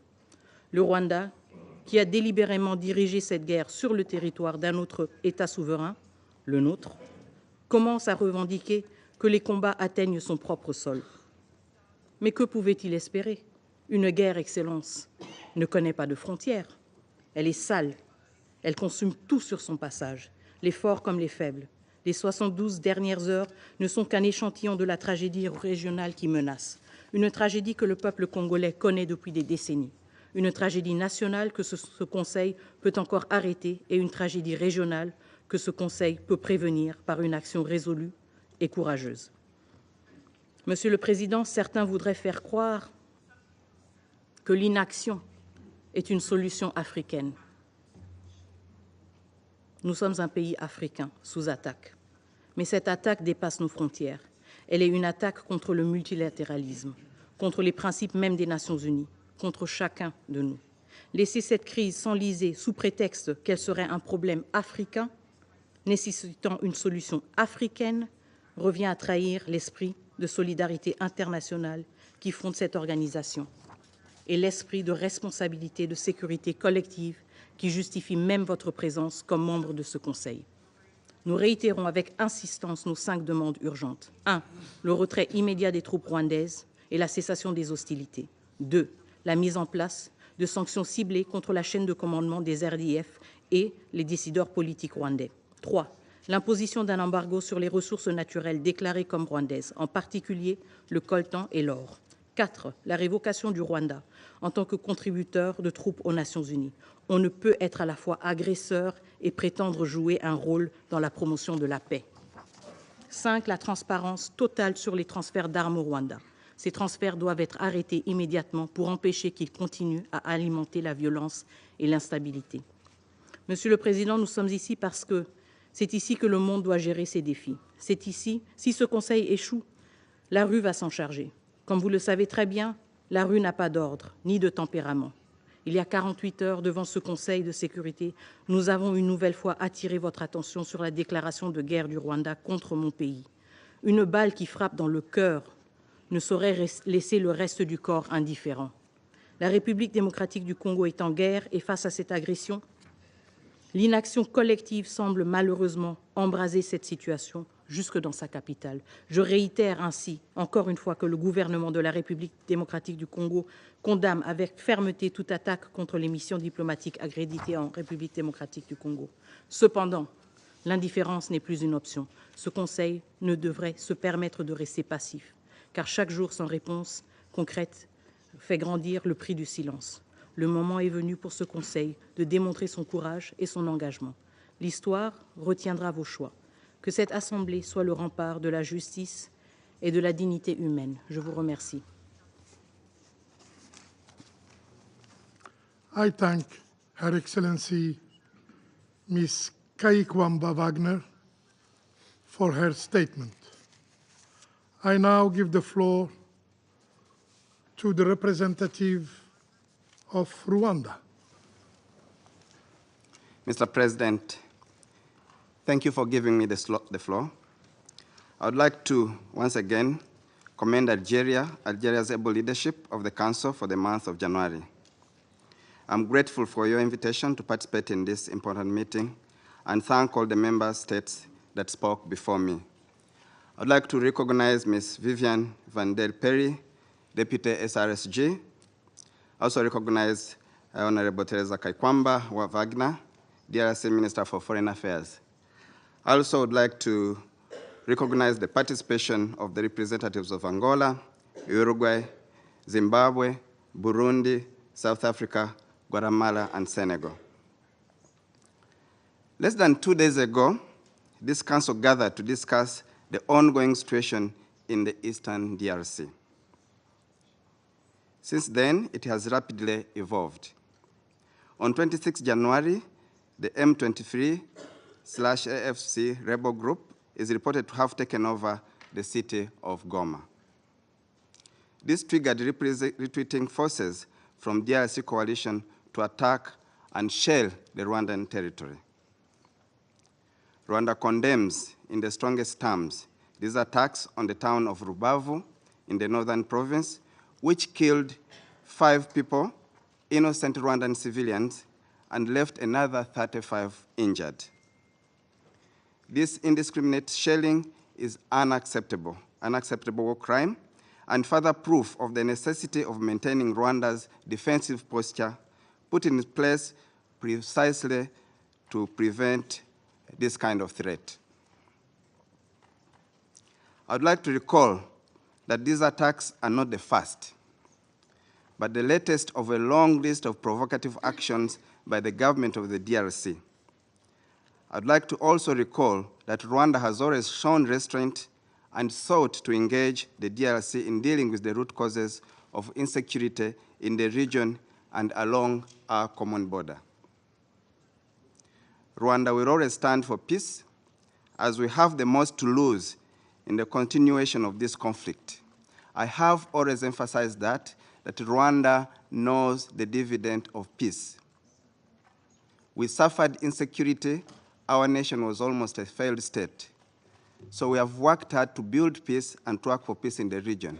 So we are strongly committed to peace, peaceful coexistence, and a peaceful region. The coalition of anti-Rwanda forces on our border poses an existential threat to our country, which is not the case for the government of Kinshasa, which feels insulated from whatever happens 2,000 kilometers away. The border of Rwanda is 2,000 kilometers away from Kinshasa. A shell from across in DRC that falls on Rwandan territory falls on a very densely populated villages, and lives are lost. Even one bullet takes a life. Those in Kinshasa will not stay awake when such insecurity happens. So we are very serious when we talk of an existential security threat to Rwanda. Mr. President, the action of this coalition are equally devastating for Congolese. Rwanda is providing humanitarian relief to incoming refugees together with the help of international partners on the ground. A temporary refugee camp has been set up in Rubavu to provide further assistance and shelter to those who are displaced. In addition, many countries have requested our assistance in facilitating the evacuation of their nationals, including European countries of origin of the mercenaries who have been deployed in eastern DRC. Rwanda also facilitated the transit of MONUSCO and other United Nations personnel through Kigali. Additionally, the hundreds of militia members and FARDC forces we have received have been disarmed and treated with respect and dignity in accordance with international law, and those who are sick are being treated. I would like here also to express Rwanda's condolences to MONUSCO forces that died in this process. On the contrary, we have been dismayed by the reports of attacks and looting of diplomatic missions in Kinshasa, including the Rwandan embassy and several other embassies of members of this council. These thuggish acts, most of which are committed in the passive presence of DRC security forces, are in total violation of international law, especially the 1961 Vienna Convention. Rwanda therefore calls on the DRC to take its diplomatic obligations seriously and hold perpetrators accountable. I'd like to emphasize that those who followed the media, the Rwandan embassy in Kinshasa was among those that was totally burnt down. Mr. President, the deteriorating security situation in the eastern DRC has only one immediate cause: the obsession by the president of the DRC for a military solution and thirst for regime change in Rwanda. We have said over and over to this council. Indeed, this situation could have been solved a long time ago if President Tshisekedi had demonstrated political will and good faith in finding a lasting solution to this conflict. I would like to recall that President Tshisekedi took the unilateral decision to expel the M23 from the political dialogue under the Nairobi process, as well as East African Community Regional Force, which was deployed by EAC. Yet the EAC Regional Force had led to a ceasefire that held for 6 months, which led the M23 to relinquish 80% of the territory it was holding. This was from March 2023 to September 2023.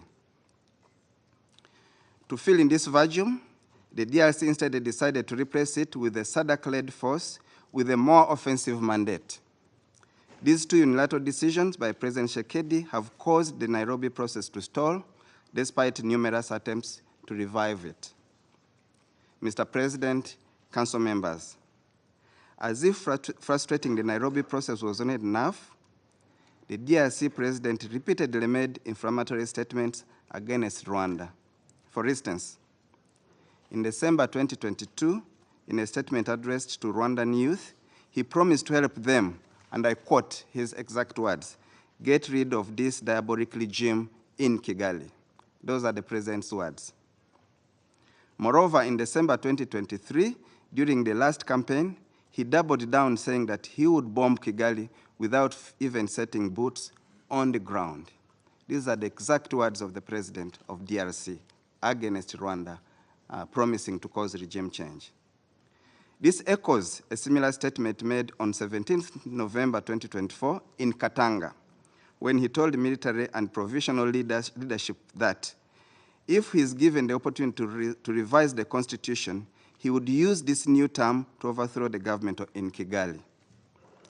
Those are clear and constant threats that Rwanda will never take lightly. To implement these threats, President Tshisekedi has mobilized a large coalition which includes the FDLR, genocidal militia, European mercenaries, Wazalendo militias, Burundian armed forces, and some DRC. Council members, consequently, Rwanda calls on all foreign forces deployed in the DRC to withdraw from this coalition only aimed at harming Rwanda.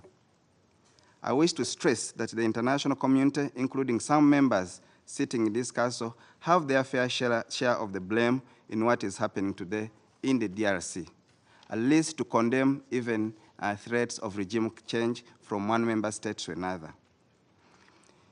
You also chose to turn a blind eye on these inflammatory statements and the build-up of the aforementioned military coalition, never once condemning the regime change agenda behind them.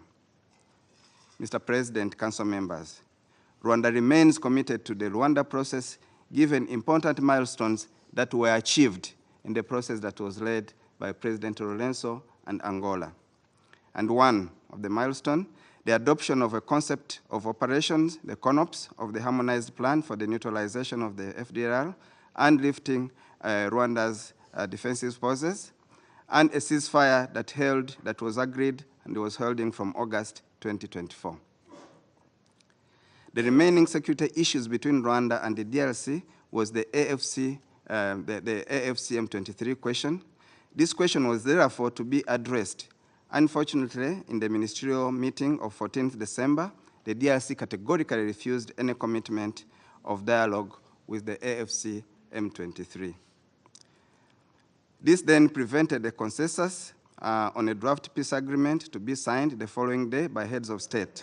Therefore, the only solution was to postpone the summit, as Rwanda is not interested in just a photo op. The heads of state were going to Angola for only one agenda item, to sign an agreement that should have been agreed. Mr. President, Rwanda deploys the intensification of hostilities between the Congolese coalition and the AFC/M23 since the breakdown of the summit. More worrying is the intensive shelling by FDLR, FARDC, from densely populated areas, including IDP camps, towards other populated areas held by AFC and M23. In order to bring about peace in Eastern DRC, Rwanda calls on the following. 1, the full implementation of mainly the neutralization of FDLR, which will lead to the lifting of Rwanda's defensive measures. 2, beyond the CONOPS, Rwanda calls on the withdrawal of foreign troops, part of the Congolese coalition, and we call for European mercenaries to be repatriated and be held accountable. 3, Rwanda believes that MONUSCO can be useful in restoring peace in Eastern DRC by stopping its support to a national army with a regime change mandate, as well as its support to a UN-sanctioned genocidal force and European mercenaries. Rwanda also reiterates its position that it has no hostile intentions against MONUSCO, despite its total failure over the past 26 years. 4, Rwanda believes in the strict adherence to the ceasefire of August 4th, 2024 by all parties, which would allow for a favorable environment for direct dialogue between the DRC and the M23. In this regard, I want to inform you that His Excellency President Kagame spoke with his counterparts from South Africa, His Excellency President Ramaphosa, yesterday. This positive conversation, held in a cordial atmosphere, was productive as it supported the already agreed ceasefire and the resumption of political talks, including with the AFC and M23. I also wish to inform you that tomorrow there will be a virtual ESC summit convened by His Excellency President Ruto on this very question. Before I close, I would like to to mention that the DRC government has just claimed that there are Rwandan forces that died in DRC. I want to say that this is categorically not correct. If it was correct, Rwanda would have, DRC would have provided evidence. I don't think they have that evidence. If they have evidence of any Rwandan soldiers who have died on DRC soil, they should produce that evidence, which I'm sure, I know 100% sure, is not available because that's not true. In closing, Rwanda is committed to the pursuit of a political solution to the conflict. However, we believe that the Rwanda process must not be personalized or taken as an end in itself, but as a tool to resolve security concerns between Rwanda and the DRC. Both the Rwanda and Nairobi process urgently require new impetus in order to achieve sustainable peace and stability for all the countries in our region. We hope that the recent engagements will work towards that goal. I thank you, Council members. I thank the representative of Rwanda for the statement. I now give the floor to the representative of Angola. His Excellency Ambassador Amar Benjama, President of the United Nations Security Council for the month of January, distinguished members of the Security Council, we welcome the presence of Her Excellency Teresa Kayakwamba Wagner, State Minister, Minister of Foreign Affairs, International Cooperation and Francophonie of the Democratic Republic of Congo, DRC, and Ambassador Ernesto Remusillo, Permanent Representative of the Republic of Rwanda to the United Nations. We thank Mrs. Viviane Van Perre, Deputy Special Representative of the Secretary General for Protection and Operations, for her briefing on the latest developments on the ground and for her bravery in keeping high the UN flag under these difficult circumstances. We deplore today's attacks against diplomatic missions in Kinshasa and call on DRC authorities to ensure their protection under the 1961 Vienna Convention on the Diplomatic Relations. Mr. President, we are at a very critical juncture in the pursuit of lasting peace in the DRC and the normalization of diplomatic relations between the DRC and Rwanda. The M23 has made a significant military advance in North Kivu province, worsening the already fragile security and humanitarian situation in the eastern DRC. It resulted in the capture of the provincial capital, Goma, despite calls by the United Nations Security Council, the African Union, and the other actors in the international community to halt this military advance. This is a make-or-break moment that requires wisdom and pragmatism from the concerned parties and all relevant stakeholders, including the United Nations, the African Union, and sub-regional organizations. Although His Excellency João Manuel Gonçalves Lourenço, President of the Republic of Angola, African Union champion for peace and reconciliation, facilitator of the normalization of diplomatic relations between DRC and Rwanda, is making every effort to advance the Rwanda process, the security and humanitarian situation in the eastern DRC has suffered a substantial deterioration in the last few weeks. On 24th January 2025, the Angolan head of state expressed deep concern over the serious deterioration of the peace and security situation in the eastern DRC. He condemned and denounced the actions of M23 and its supporters, which undermine the progress made under the Rwanda process. He reaffirmed that there is no military solution to the conflict and urged the parties to return immediately to the negotiating table. Due to the rapid deterioration of the situation, members of the enhanced ad hoc verification mechanism and the expanded joint verification mechanism deployed in the city of Goma under the Rwanda process to support the pacification process in the eastern DRC on Sunday had to be evacuated to Angola. Mr. President, the UN Security Council is the oldest last resort when it comes to maintaining international peace and security. Its mandate is clear and must be respected, and upheld. Today, we have one simple and direct message to this Council. The conflict in DRC must cease, and the warring parties must return to the negotiating table. The ongoing hostilities in the eastern DRC have already claimed the lives of thousands of civilians and injured many others. Credible reports indicated that Goma has neither running water nor electricity, thus making living conditions of the population and those living in the IDP camps almost unbearable. In addition, millions of people have fled their homes and they don't know where to go. We demand the immediate and unconditional cessation of hostilities, the withdrawal of M23 from the occupied area, as well as the end of its establishment of parallel administration in DRC territory. We call for the full respect of integrity of DRC in accordance with the UN Charter, the international law, and the principles of sovereign equality of all member states. We call on all parties in conflict to fully respect international humanitarian and human rights law, the protection of civilians, IDP camps and medical sites, and the protection of peacekeepers, while noting that attacks on civilians and peacekeepers constitute war crimes. Direct attacks to MONUSCO and some DRC personnel are unacceptable, and those responsible must be held accountable.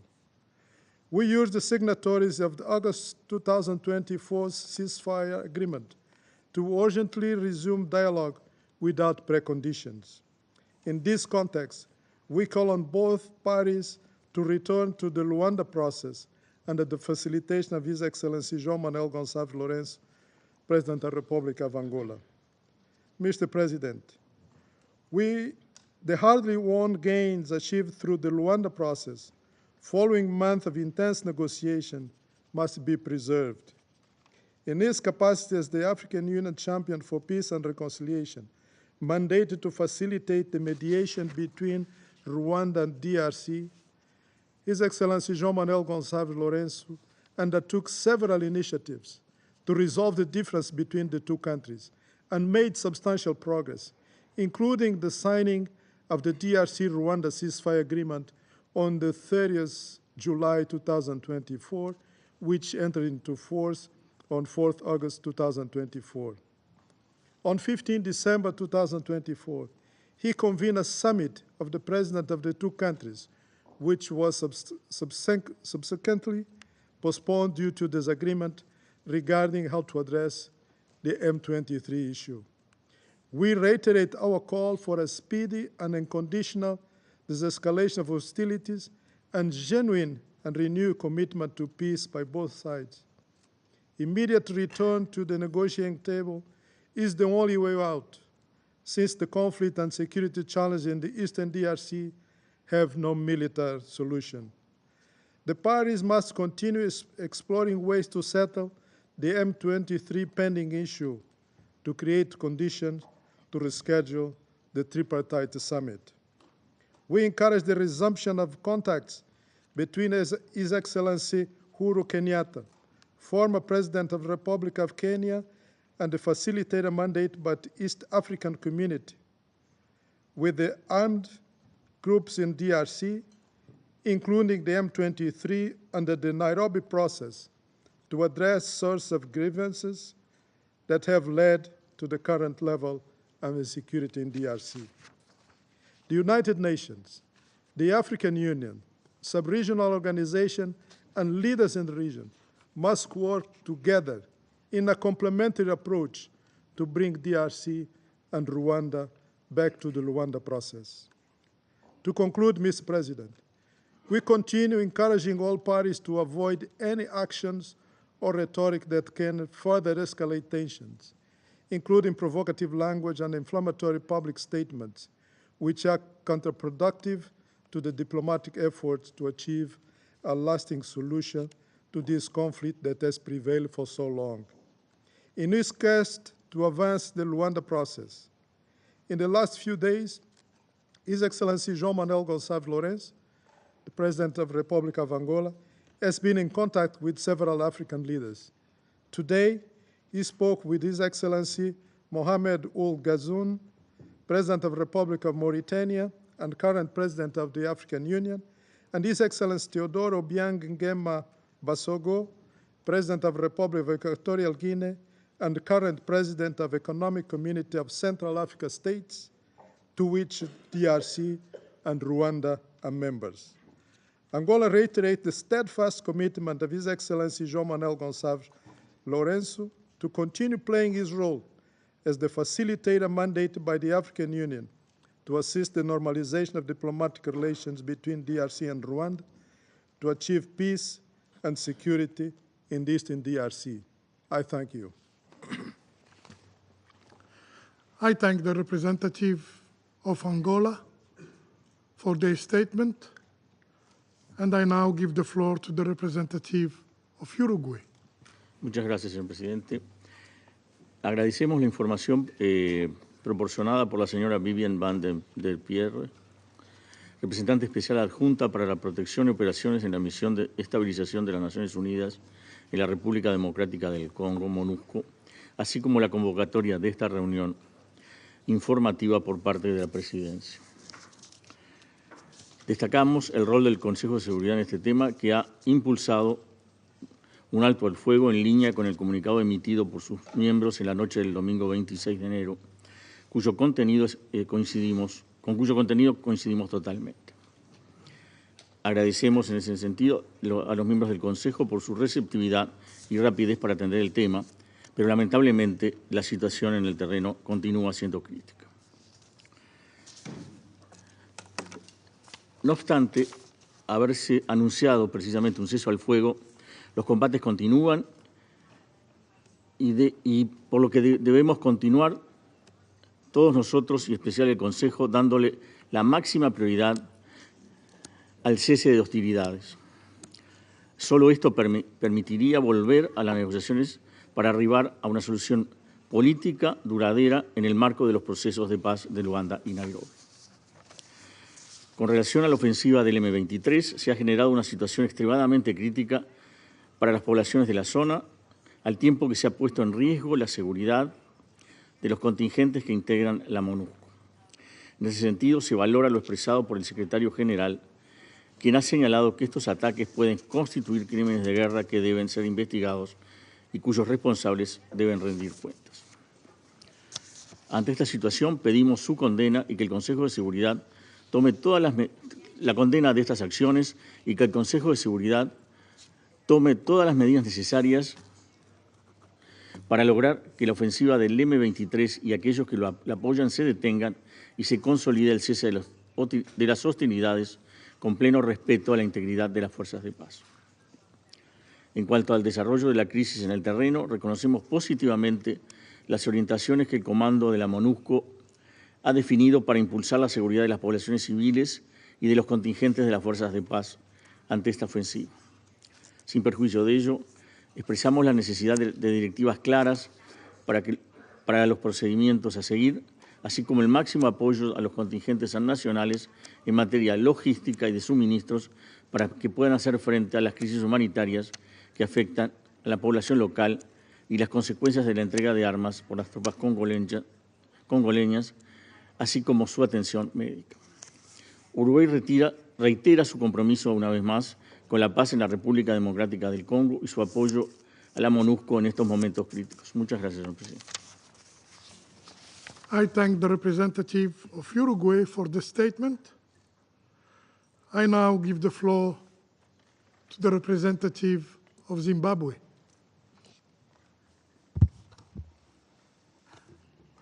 Thank you, Mr. President. On behalf of the Southern African Development Community, SADC, allow me to express our gratitude to you for convening this urgent meeting to address the escalating situation in the Democratic Republic of Congo. That we meet again on this issue following the session on Sunday, the 26th of January, underscores the gravity of the unfolding crisis. We welcome the briefing by Deputy Special Representative Vivian van der Peer, and we also recognize the presence of the Foreign Minister of the DRC, Her Excellency Therese Wagner. Mr. President, Zimbabwe, as does SADC, remains unwavering in its adherence to the principles enshrined in the United Nations Charter, particularly the peaceful settlement of disputes and the commitment to respecting the territorial integrity and political independence of states. These principles are more critical than ever as we confront the deepening crisis in the Eastern DRC, particularly in Goma.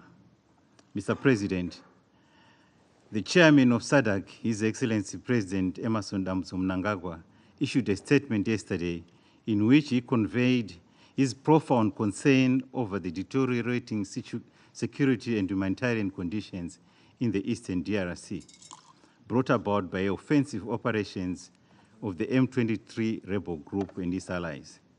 He condemns unequivocally the cowardly attacks on the UN and SADC peacekeepers, some of whom have paid the ultimate price in the pursuit of peace.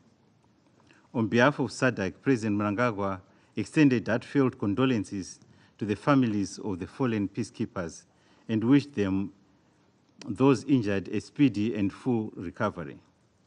Mr. President, the persistent instability in the Eastern DRC, exacerbated by the actions of the M23 rebel group, represents a grave threat to peace and security in the region. The occupation of Goma and other areas by armed groups undermines the sovereignty of the DRC and the stability of the Great Lakes region as a whole. We commend all efforts deployed at the local, regional, and international levels in addressing this crisis. However, we stress that sustainable peace can only be achieved through dialogue, strengthened governance, and robust international support. To this end, we urge the United Nations and the Security Council to, 1, provide enhanced support for the protection of civilians and the stabilization of conflict-affected areas. 2, ensure accountability for violations of international humanitarian law and human rights, including the attacks on peacekeepers and civilians. 3, address the root causes of the conflict, including the illicit exploitation of natural resources, which continues to fuel instability. 4, facilitate the movement of humanitarian assistance. Mr. President, as SADC chair, Zimbabwe reaffirms its commitment to collaborating with the African Union, the United Nations, and all stakeholders to achieve lasting peace in the DRC. The current crisis highlights the urgent need to reform the international peace and security architecture, including the United Nations Security Council, to better respond to the unique challenges facing Africa. Moreover, we reiterate the importance of eliminating the illicit trade in small arms and light weapons, which perpetuates instability across the continent. Mr. President, in conclusion, SADC stands in full solidarity with the people and government of the Democratic Republic of Congo. We call on all stakeholders to act decisively to prevent further escalation, safeguard lives, and restore peace and stability. This is a moment for collective action, a moment to demonstrate our shared commitment to unity, peace, and sustainable development. Zimbabwe and SADC stand ready to contribute meaningfully to these efforts, and we look forward to working with our partners to forge a peaceful and prosperous future for the DRC, the SADC region, and beyond. To that end, the President of the Republic of Zimbabwe and current chairperson of SADC has called for an extraordinary summit scheduled for the 30th of January, 2025 to discuss this matter. I thank you, Mr. President. I thank the representative of Zimbabwe for the statement. I now give the floor to the representative of Burundi. Merci beaucoup, Monsieur le Président. Monsieur le Président, ma délégation se réjouit de participer une nouvelle fois à ce briefing sur la détérioration de la situation sécuritaire en République démocratique du Congo, marquée par les récents développements dans la ville de Goma. Elle félicite la présidence algérienne du Conseil pour avoir convoqué cette réunion dans un délai aussi court. Je salue la présence de son Excellence Madame la ministre des Affaires étrangères de la RDC, son Excellence Thérèse Kayikwamba-Wagner, et me réjouis du briefing fait par Madame Viviane Van de Peer, représentante spéciale adjointe chargée de la protection des opérations à la MONUSCO. Avant d'entamer mon propos, le gouvernement du Burundi présente ses condoléances aux soldats qui ont perdu leur vie durant les récents affrontements durant les 48 dernières heures. Monsieur le Président, pour la deuxième fois, en l'espace de 48 heures, nous sommes réunis pour constater avec une grande amertume que la situation à l'est de la RDC s'est gravement dégradée. Le moment est venu pour que les paroles cèdent la place à des actes concrets. Comme nous l'avons affirmé il y a 2 jours, le Burundi soutient fermement le respect de la coexistence pacifique entre les nations et rejette catégoriquement les guerres par procuration. Monsieur le Président, depuis près de 3 décennies, l'Est de la RDC est devenu le théâtre de massacres insoutenables, de conflits armés d'une rare violence alimentés par des intérêts étrangers exacerbant les tensions locales et sapant les efforts de paix. Chaque jour, des violations graves des droits humains sont observées et les victimes se comptent désormais en millions. Les récents développements à Goma témoignent d'un potentiel embrasement régional. Si aucune action concrète n'est prise aujourd'hui pour condamner les responsables et bloquer leurs actions, nous risquons de devenir les témoins d'une catastrophe et l'histoire nous tiendra directement responsables. À ce jour, le Burundi se félicite des accords bilatéraux avec la RDC en matière de coopération militaire pour la sécurité des frontières communes. Et si je puis me permettre de placer une petite parenthèse, le Burundi ne fait pas partie d'une quelconque coalition. Monsieur le Président, depuis des années, les Nations Unies, à travers le travail inestimable du groupe d'experts de la RDC, ont documenté avec précision les dynamiques de ce conflit. Des rapports multiples ont été présentés dans cette salle, soulignant l'implication d'acteurs extérieurs connus pour soutenir les groupes armés locaux, les violations flagrantes des droits de l'homme et le pillage systématique des ressources naturelles de la RDC. Combien de rapports supplémentaires faut-il avant que la communauté internationale, et en particulier le Conseil de sécurité, prenne ses responsabilités? Il y a 48 heures, au cours de notre intervention, nous nous sommes interrogés sur le silence assourdissant du Conseil de sécurité alors que des milliers de vies sont tragiquement perdues chaque jour. Où est la communauté internationale? Où est le Conseil de sécurité qui se montre si actif dans d'autres conflits? Devons-nous interpréter ce silence comme une sensibilité sélective?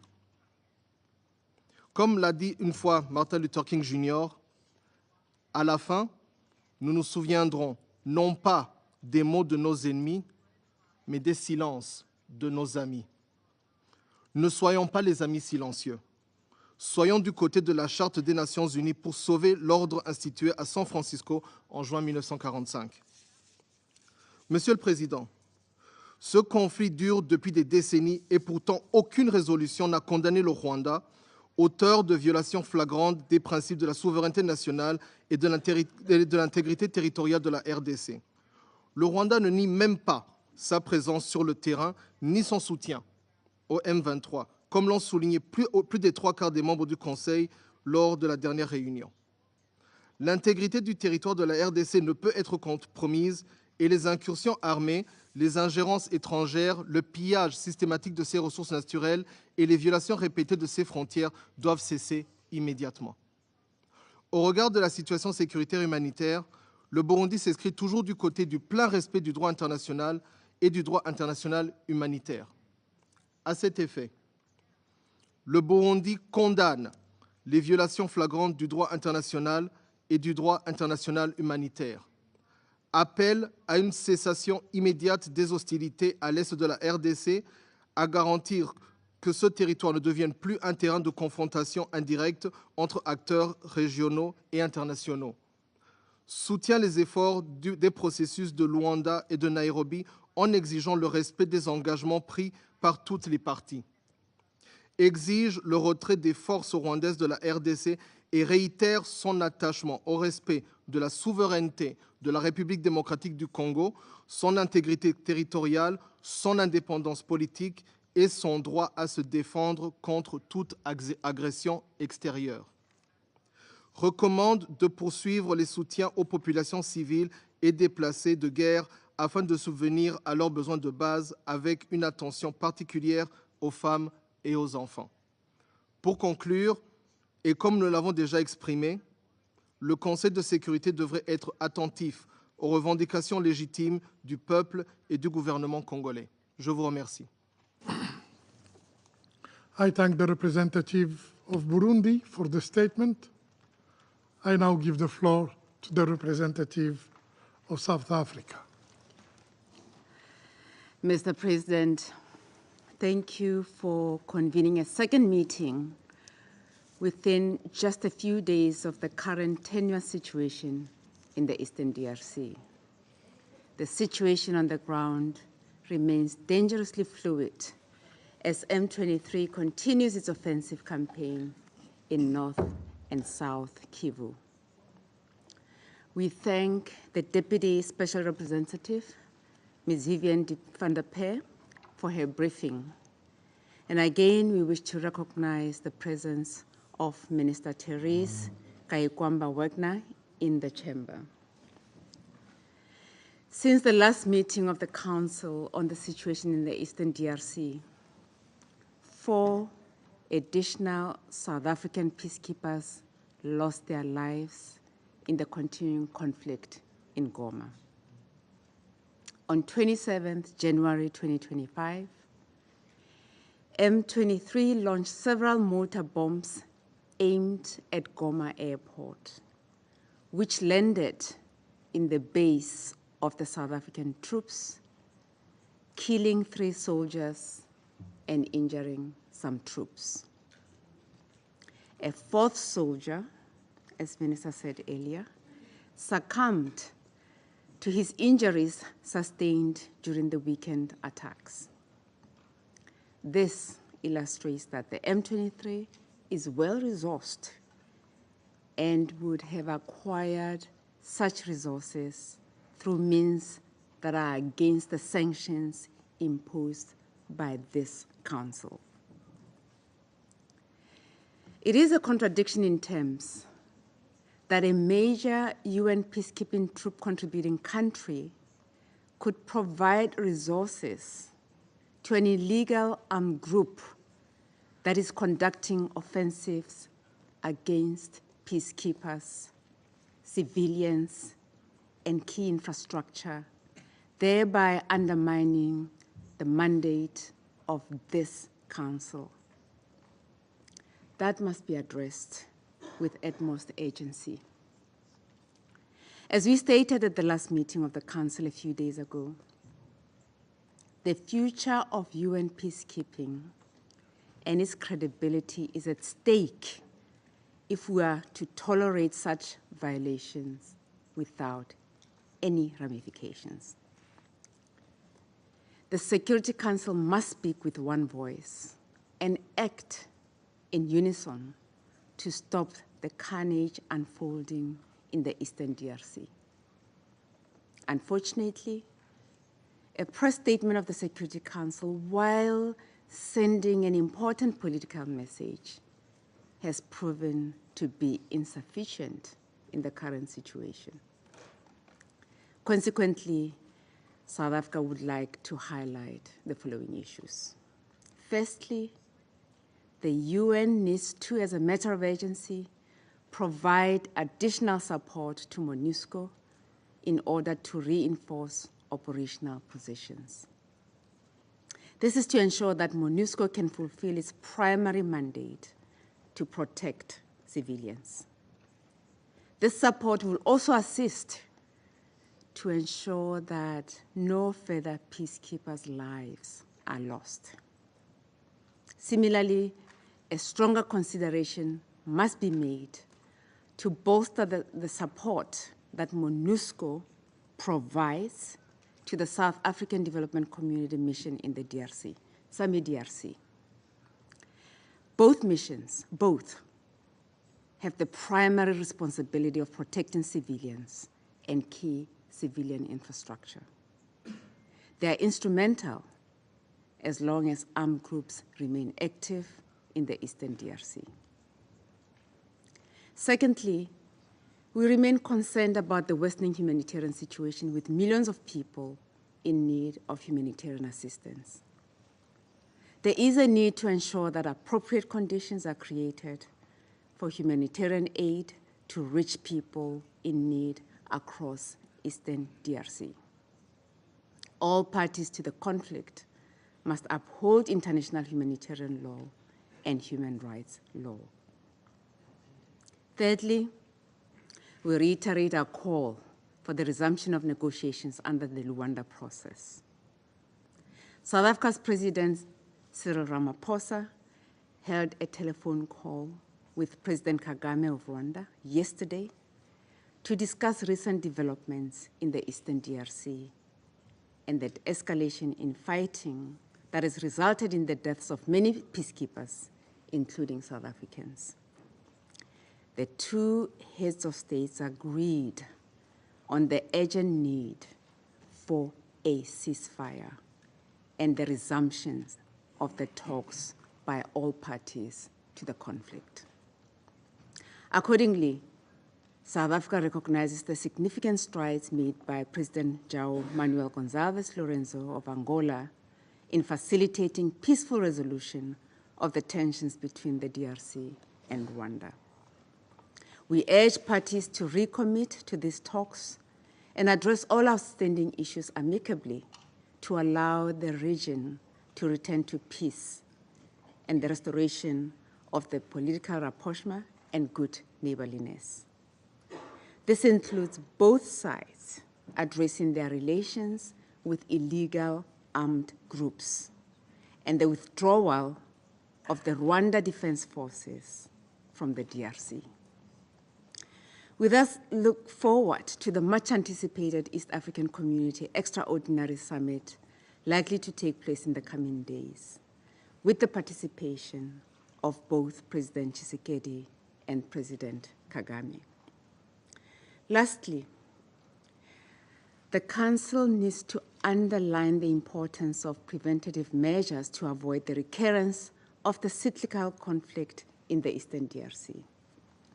It is well known that the genesis of this conflict is primarily the illegal exploitation of the Congolese natural resources. International and regional efforts, including those initiated by the International Conference on the Great Lakes region to address the problem of the resource curse in the region, must be operationalized and supported. As I conclude, Mr. President, I wish to remind Council members that South Africa has suffered many casualties in this conflict. The reason we never hesitate in supporting peace efforts, even at excessive cost, is because we are a product of international solidarity at whose center was the United Nations.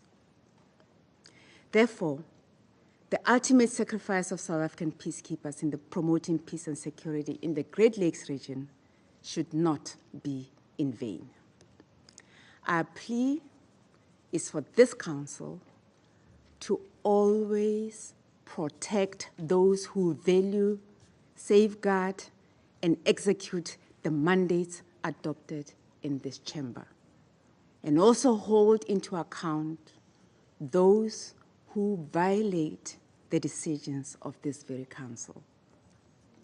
Failure to do so can only undermine the credibility of and delegitimize the authority of this Council and the United Nations as a whole.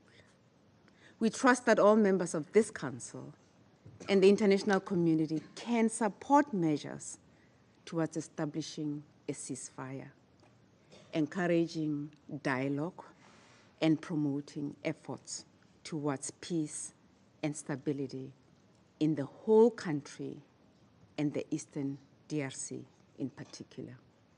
Thank you. I thank the representative of South Africa for the statement. I now give the floor to the representative of Guatemala. Señor presidente del Consejo de Seguridad, miembros de este Consejo, señora ministra de Relaciones Exteriores, Cooperación Internacional y Francofonía de la República Democrática del Congo, Thérèse Kayikwamba Wagner. Dada la urgencia de la situación en la República Democrática del Congo y su desarrollo, agradecemos la convocatoria de la reunión urgente del pasado 26 de enero y nuevamente el día de hoy. Agradecemos también la información recibida de la señora Viviane van de Per, representante especial adjunta para protección y operaciones de la MONUSCO, así como los esfuerzos por mantener informados oportunamente a los países contribuyentes de tropas. Señor presidente, el Gobierno de Guatemala desea manifestar su gran preocupación por el agravamiento de las hostilidades en el este de la República Democrática del Congo. Condenamos en los términos más enérgicos la ofensiva lanzada por el Movimiento 23 de marzo de las últimas semanas, su expansión a Kivu del Norte y la toma de la ciudad de Goma.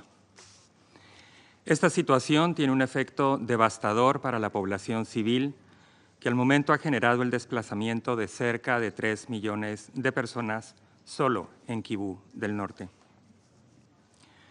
Como país contribuyente de tropas, Guatemala reitera su apoyo inquebrantable a los esfuerzos de paz en curso, a los procesos de Luanda y Nairobi, dirigidos a reducir las tensiones en la República Democrática del Congo. Lamentamos el fallecimiento de cascos azules de diferentes nacionalidades, incluyendo de Uruguay, Sudáfrica y Malawi, y esperamos la pronta recuperación de los heridos, incluyendo 2 oficiales guatemaltecos. Reafirmamos nuestro apoyo al mandato de la MONUSCO de proteger a los civiles y condenamos enérgicamente las acciones de los grupos armados que pongan en peligro la seguridad de los cascos azules de las Naciones Unidas y el personal civil. Su protección y seguridad inmediata debe ser garantizada, así como la provisión de los suministros necesarios para el desempeño de su misión. Guatemala expresa que los ataques contra cascos azules de Naciones Unidas pueden constituir crímenes de guerra conforme al derecho internacional, en particular teniendo en cuenta que la misión prioritaria cumplida por el contingente nacional es la protección de civiles ante peligro inminente de violencia física, la cual es cumplida de manera efectiva e imparcial. Esperamos que el Consejo de Seguridad tome de manera unívoca y con carácter urgente medidas contundentes condenando los ataques contra los cascos azules que cada vez están más en riesgo. Señor presidente, exhortamos a todos los actores a que respeten la soberanía y la integridad territorial de la República Democrática del Congo y pongan fin a todas las formas de apoyo a los grupos armados, ya sean congoleños o extranjeros. Muchas gracias. I thank the representative of Guatemala for the statement. I now give the floor to the representative of Senegal. Je vous remercie, Monsieur le Président. Monsieur le Président, le Sénégal voudrait remercier l'Algérie pour la tenue de cette importante réunion et saluer l'exposé de Madame Viviane van de Per. Ma délégation se félicite également de la présence de Son Excellence Madame Thérèse Kayikwamba Wagner, ministre des Affaires étrangères de la République démocratique du Congo. À l'entente de son intervention, ma délégation s'incline devant la mémoire de tous les casques bleus et soldats tombés au champ d'honneur. Ainsi, le Sénégal présente ses plus sincères condoléances à l'Afrique du Sud, au Malawi et à l'Uruguay en particulier. nous exprimons notre solidarité agissante à la République démocratique du Congo et à l'endroit de tout le personnel onusien sur place qui continue d'apporter assistance et réconfort aux personnes dans le besoin, et ce, à bien des égards, au péril de leur vie. Aussi, ma délégation a une pensée émue pour les victimes civiles de part et d'autre et souhaite un prompt rétablissement aux blessés, dont 4 éléments sénégalais de la mission. Mon pays réitère son attachement à la reddition des comptes pour tous les crimes commis à l'égard du personnel des Nations Unies, comme recommandé par la résolution 2589-2021. Monsieur le Président, comme vous pouvez l'imaginer, le Sénégal, avec 459 éléments à la MONUSCO, est gravement préoccupé par la situation des casques bleus sur place. En effet, c'est au Congo en 1960, soit 4 mois seulement après son indépendance, que le Sénégal s'était engagé dans l'ONU. C'est dire que mon pays est resté activement engagé dans les efforts onusiens pour apporter la paix dans cette région qui n'a connu depuis lors que des paix intermittentes. En ces moments graves, nous rappelons à toutes les parties étatiques et non étatiques les obligations qui pèsent sur elles pour la protection des civils, en particulier les femmes et les enfants, celles des soldats de la paix et le personnel humanitaire, ainsi que le nécessaire respect en toutes circonstances des droits humains. À l'instar de tous ces préoccupants, le Sénégal condamne avec la plus grande fermeté la reprise des combats dans le Nord Kivu, en particulier à Goma, en violation flagrante de l'accord de cessez-le-feu conclu le 30 juillet 2024. L'intensification des affrontements constitue une atteinte grave à la sécurité de la région et du continent. Nous ne pouvons laisser cette situation dégénérer en une crise globale qui impactera des centaines de milliers de vies civiles et dans une région déjà plus qu'éprouvée. C'est pourquoi ma délégation s'associe à l'appel du A3+, du Conseil de sécurité, ainsi qu'à celui du secrétaire général, exigeant l'arrêt immédiat de l'offensive du M23 et de son expansion territoriale. La seule solution qui vaille dans ce conflit est d'ordre politique. Le Sénégal invite donc les parties à honorer leurs engagements dans le cadre du cessez-le-feu, à donner une chance aux pourparlers diplomatiques sous l'égide des pairs africains et à œuvrer de bonne foi pour la paix et la stabilité régionale. Raison pour laquelle mon pays réaffirme son soutien indéfectible aux efforts continentaux de médiation entre la RDC et le Rwanda, actuellement déployés dans le cadre du processus de Luanda, dirigé par le président de l'Angola. Il plaide également pour la poursuite des consultations dans le cadre du processus de Nairobi pour régler la question persistante des groupes armés, y compris le M23, et tracer la voie à suivre pour instaurer la paix et la stabilité dans la région.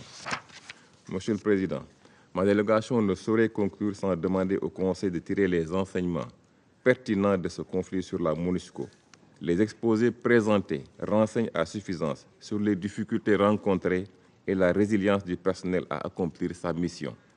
Il importe alors au Conseil de lui fournir les moyens nécessaires pour mener à bien sa tâche, à savoir contribuer à la protection des populations civiles dans la zone où elle est déployée et appuyer la stabilisation et le renforcement des institutions de la RDC, ainsi que les principales réformes de la gouvernance et de la sécurité. Cela passera nécessairement par la garantie d'un environnement propice à son déploiement, l'implication de toutes les parties prenantes et une meilleure coordination avec les forces régionales présentes en RDC dans la prise en charge de la menace posée par les groupes armés. Je vous remercie. I thank the representative of Senegal for the statement.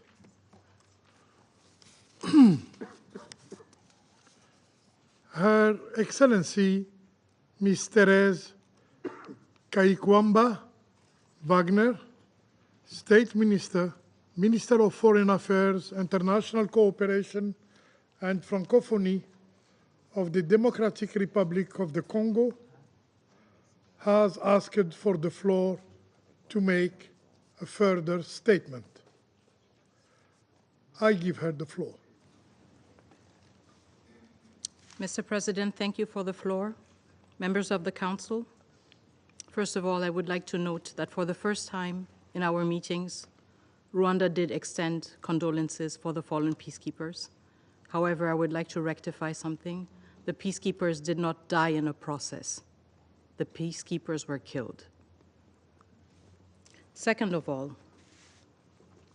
SADC forces deployment through SAMI DRC were not deployed unilaterally by the DRC, but rather with a mandate from the AU, an organization Rwanda is a part of, even if its behavior in the DRC clearly flaunts its principles. Third, the M23 excluded itself from the Nairobi process by renewing attacks against the FARDC. The government of the DRC has nonetheless expressed its willingness to re-include the M23 in the Nairobi process. We reject Rwanda's obsession and attempts to elevate the M23 to the level of an interlocutor deemed fit to sit at the same table as a legitimate government. 30 years down the line, we have never stooped to the level of expecting and demanding from Rwanda to talk to its brothers and sisters, the FDLR, who are still in our country. We have not stooped to that level.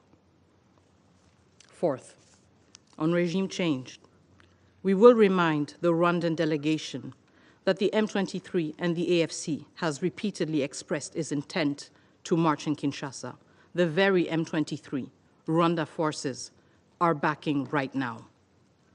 There is a subtlety that should not go amiss between words and actions.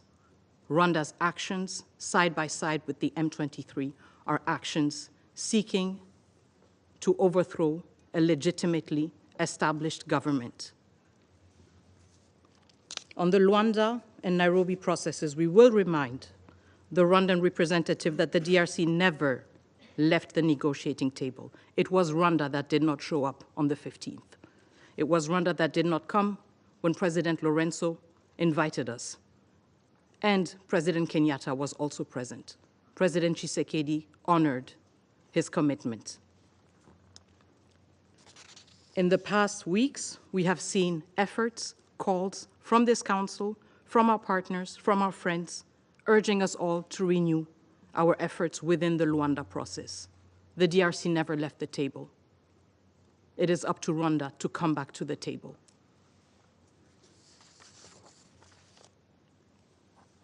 I would also like to remind the Council that in this very session, the government of the DRC, through my own statement, condemned all attacks against diplomatic missions in the DRC.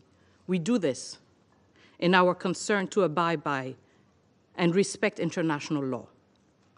However, we have yet to hear Rwanda explain to us what its efforts have been to abide by international law and to respond to the violations it has been found guilty of in the DRC.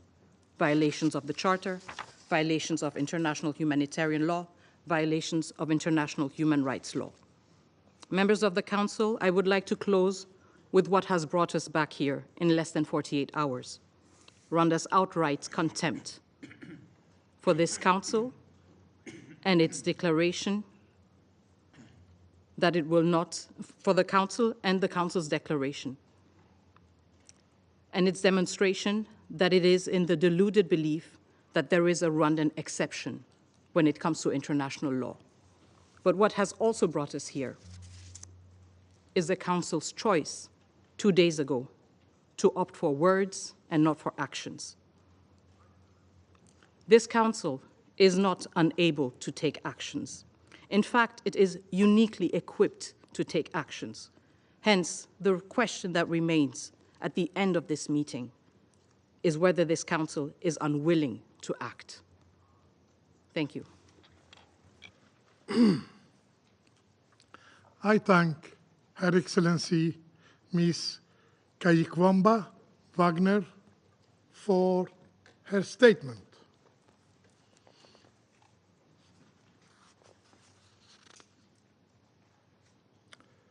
There are no more names inscribed on the list of speakers. The meeting is adjourned.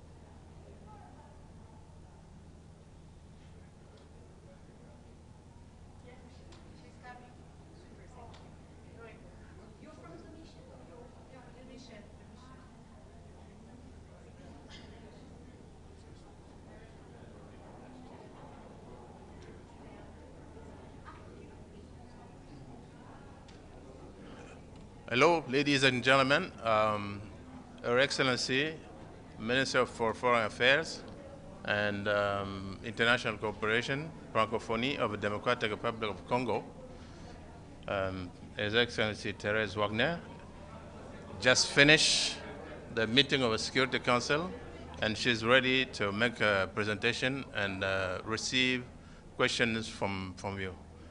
Your Excellency, you have the floor.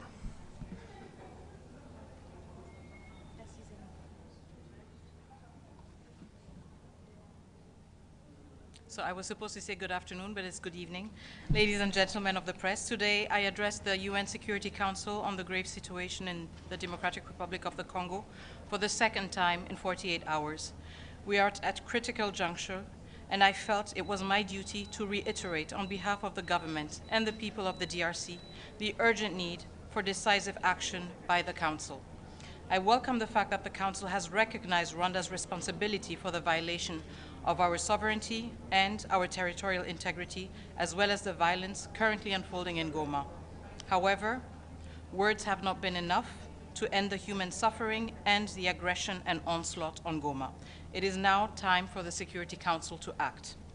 Millions have been displaced, thousands are trapped in the besieged city of Goma with restricted access to food, water, electricity, security.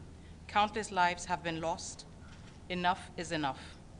Rwanda cannot be allowed to continue to act with impunity, and I therefore called on the Council to act in defense of the principles of multilateralism and international law. The DRC welcomes the decision by Germany, not a Council member, to cancel its planned meetings next month on development aid with Rwanda and to urge Rwanda and the M23 to withdraw their troops. This is an example of the kind of action that we are calling for the rest of the international community to take, whether they are Council members or not. The Security Council should take note. They cannot remain silent or inactive any longer. As I stated in the Security Council today, we demand 5 immediate actions, very actionable and very precise. Firstly, the unconditional withdrawal of Rwandan troops from sovereign Congolese territory. There is no path to sustainable, peaceful resolution without this crucial step. Secondly, it is imperative that the Council introduces sanctions targeting the command structure of the Rwandan Defense Forces to undermine its ability to wage war against the DRC and its people. Thirdly, the introduction of an embargo on Rwanda's illicit exploitation and exportation of mineral resources in the DRC will stem the financing of this aggression. As a reminder, the United Nations Group of Experts report, the last one, indicated that over 150 tons were illegally mined on a monthly basis and exported by Rwanda under the label of Rwandan minerals. Thank you. Fourthly, we are calling for the suspension of Rwanda as a contributor of troops to UN peacekeeping missions. We need to end the double standard, where Rwanda is able to contribute to UN peacekeeping forces while its troops kill members of the MONUSCO mission and the SADC mission. In less than 4 days, over 14 peacekeepers were killed, and this in absolute impunity. Finally, there must be total transparency in arms transfers to Rwanda in order to stem its ability to stoke further violence. This aggression is not only a threat to the DRC, but also to the entire region and the principles enshrined in the UN Charter. It is time for the United Nations Security Council to act decisively and send a clear message that Rwanda's aggression and impunity will not be tolerated. As I said to the Council, the rules of multilateralism apply to us all. There is no Rwandan exceptionalism. Thank you.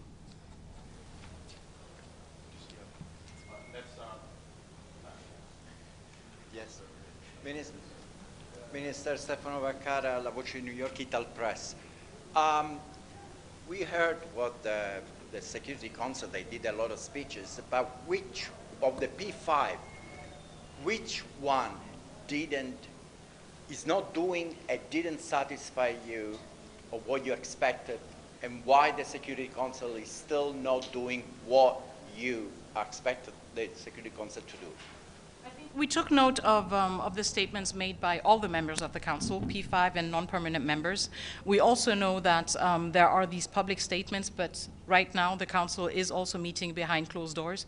And so what counts for us, most importantly, is the outcome of those deliberations. It is important, of course, to hear permanent members and non-permanent members be very explicit. We noted a change in tone in some of the speeches that we heard today compared to 2 days ago. We welcome it. Of course, we deplore the fact that it had to come to at the cost of more human lives. And what we are focusing on right now is the result of the deliberations of the Council. Just a quick follow-up is for the public that listen to you.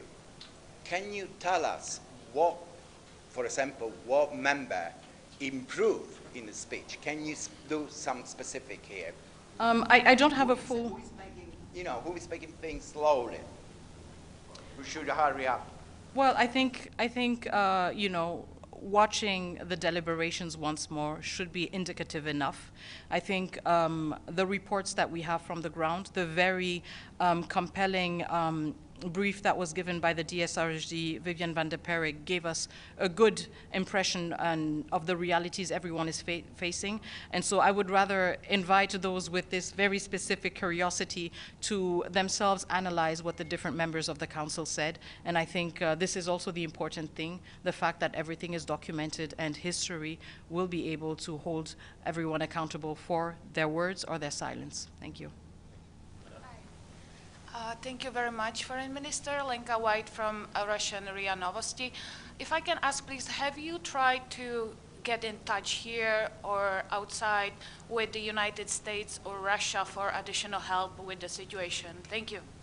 We have strong bilateral ties with nearly all members of the Security Council. When it comes to the permanent members, we have direct contacts and we have diplomatic representations in all of them. So I can reassure you that interactions have always happened, that we have always relayed our messages, and that we have always advocated for a strong stance of these countries that we all consider partners in the United Nations Security Council. So we engage with all stakeholders. Of course, we engage with the UN permanent, the permanent members of the Security Council with a more robust stance because they do have a privileged position of being permanent members of the Council, and that comes with specific responsibilities. And we do engage robustly with them to remind them of that. And we do it with all of them. Thank you. During your stay here, right? Of course, we engage with everyone. Okay, Thank you. Let's make this way. Yeah. Go there, and we're going to come back. Thank you. Merci, monsieur. Madame la ministre, bonsoir. Karine Auton de Radio France Internationale. Bonsoir. Je rebondis sur la question de mon collègue italien, puisque vous avez bien souligné ces deux derniers conseils, comment le Conseil était gelé, qu'il était silencieux. Est-ce que, à votre avis, le Conseil est gelé parce qu'il attend que l'Union africaine se positionne plus clairement? Et vous, de votre côté, comment pensez-vous pouvoir convaincre les ambassadeurs A3+1 de mieux défendre le droit international sur le continent africain? Alors, il y a une relation évidemment de subsidiarité entre les organisations comme l'Union africaine et les Nations unies. Donc, nous tenons compte de cela, mais en même temps, quand nous venons parler au Conseil de sécurité, nous le faisons parce qu'il s'agit de paix et de sécurité internationale. Je l'ai dit pendant mon discours, nous sommes très clairs là-dessus. Il n'y a pas de solutions africaines qui ont pour résultat de rester inactifs, de rester passifs et de ne pas réagir quand des femmes, des enfants sont tués et sont martyrisés. Et donc notre message, il est le même au niveau de l'Union africaine et au niveau du Conseil de sécurité. Nous attendons des actions fermes qui sont aussi à la hauteur des ambitions que chacune de ces organisations se sont données et chacun de ses membres a la responsabilité de réaliser et de respecter. Quitter New York, est-ce que vous allez revoir les ambassadeurs, les représentants des 3 membres africains du Conseil, la Somalie, l'Algérie, le Sierra Leone et aussi le Guyana? Alors, ce sont des échanges qui sont continus. Je suis ministre, donc je ne suis pas ici de manière permanente. Évidemment, nous avons une mission permanente qui a toujours des contacts très rapprochés avec tous les membres du Conseil de sécurité, y compris les A3+. Et donc, cet effort et ce travail va toujours continuer. Il n'est pas plus pressant ou plus tangible ou palpable quand je suis là. Il se fait toujours et il se fait avec abnégation et dédication justement dans l'effort de mobiliser plus de voix pour avoir des actions concrètes. Donc le travail va continuer. Foreign Minister, if I may. C'est la dernière. You've come with a long list. Sherwin Briceby, South African Broadcasting. You've come with a long list of demands in terms of action from this council, but you might be well aware that this council is notorious for inaction. So I wonder if you might not be better off finding solutions elsewhere. You know, there was a ministerial meeting which you participated in at the African Union, the Peace and Security Council today. Tomorrow, the EAC will meet at heads of state, I understand. Is that perhaps not the best game in town, given the inaction this council is notorious for? So, first of all, I don't think that I came with a long list. I think we could work on an even longer list. I came with 5 asks, very low-hanging fruits. So I think we were very reasonable and we were very constructive. I think if we wanted to obstruct and if we wanted to disrupt the work of the council, we could have come with a different list. But we have come with a list built on the results of the last report of the group of experts, not reports issued by the Congolese government, but with a direct link with what the group of experts has identified: natural resources, violation of territorial integrity, violation of no attacks or of not attacking peacekeepers. Also, the illicit exploitation of natural resources and the transparency in arms transfer. These are measures that the Security Council has used in many other occasions.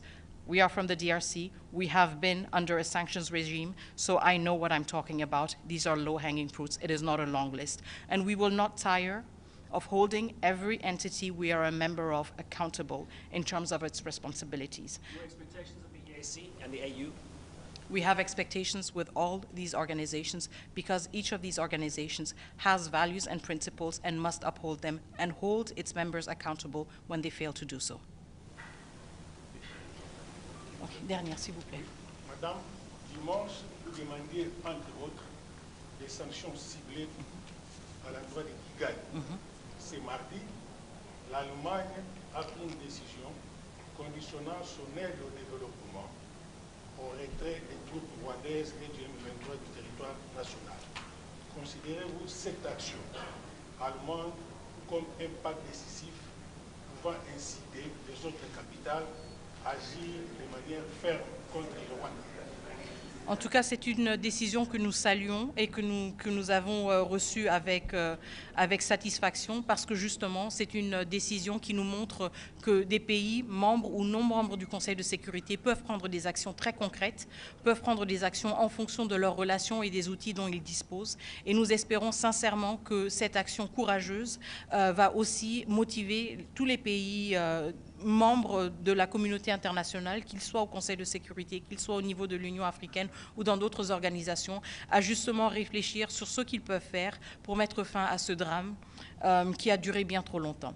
Donc nous saluons cette initiative, mais nous ne pensons pas qu'elle devrait être isolée, nous pensons qu'elle devrait être l'inspiration d'autres initiatives robustes et informées par les capacités et les mécanismes dont chaque pays et chaque organisation dispose pour justement s'assurer que le droit international soit respecté en République démocratique du Congo, mais à travers le monde aussi. Merci beaucoup. Thank you very much. Merci beaucoup. You can now take more questions. Sorry for that. Merci, Monsieur l'Ambassadeur. À bientôt.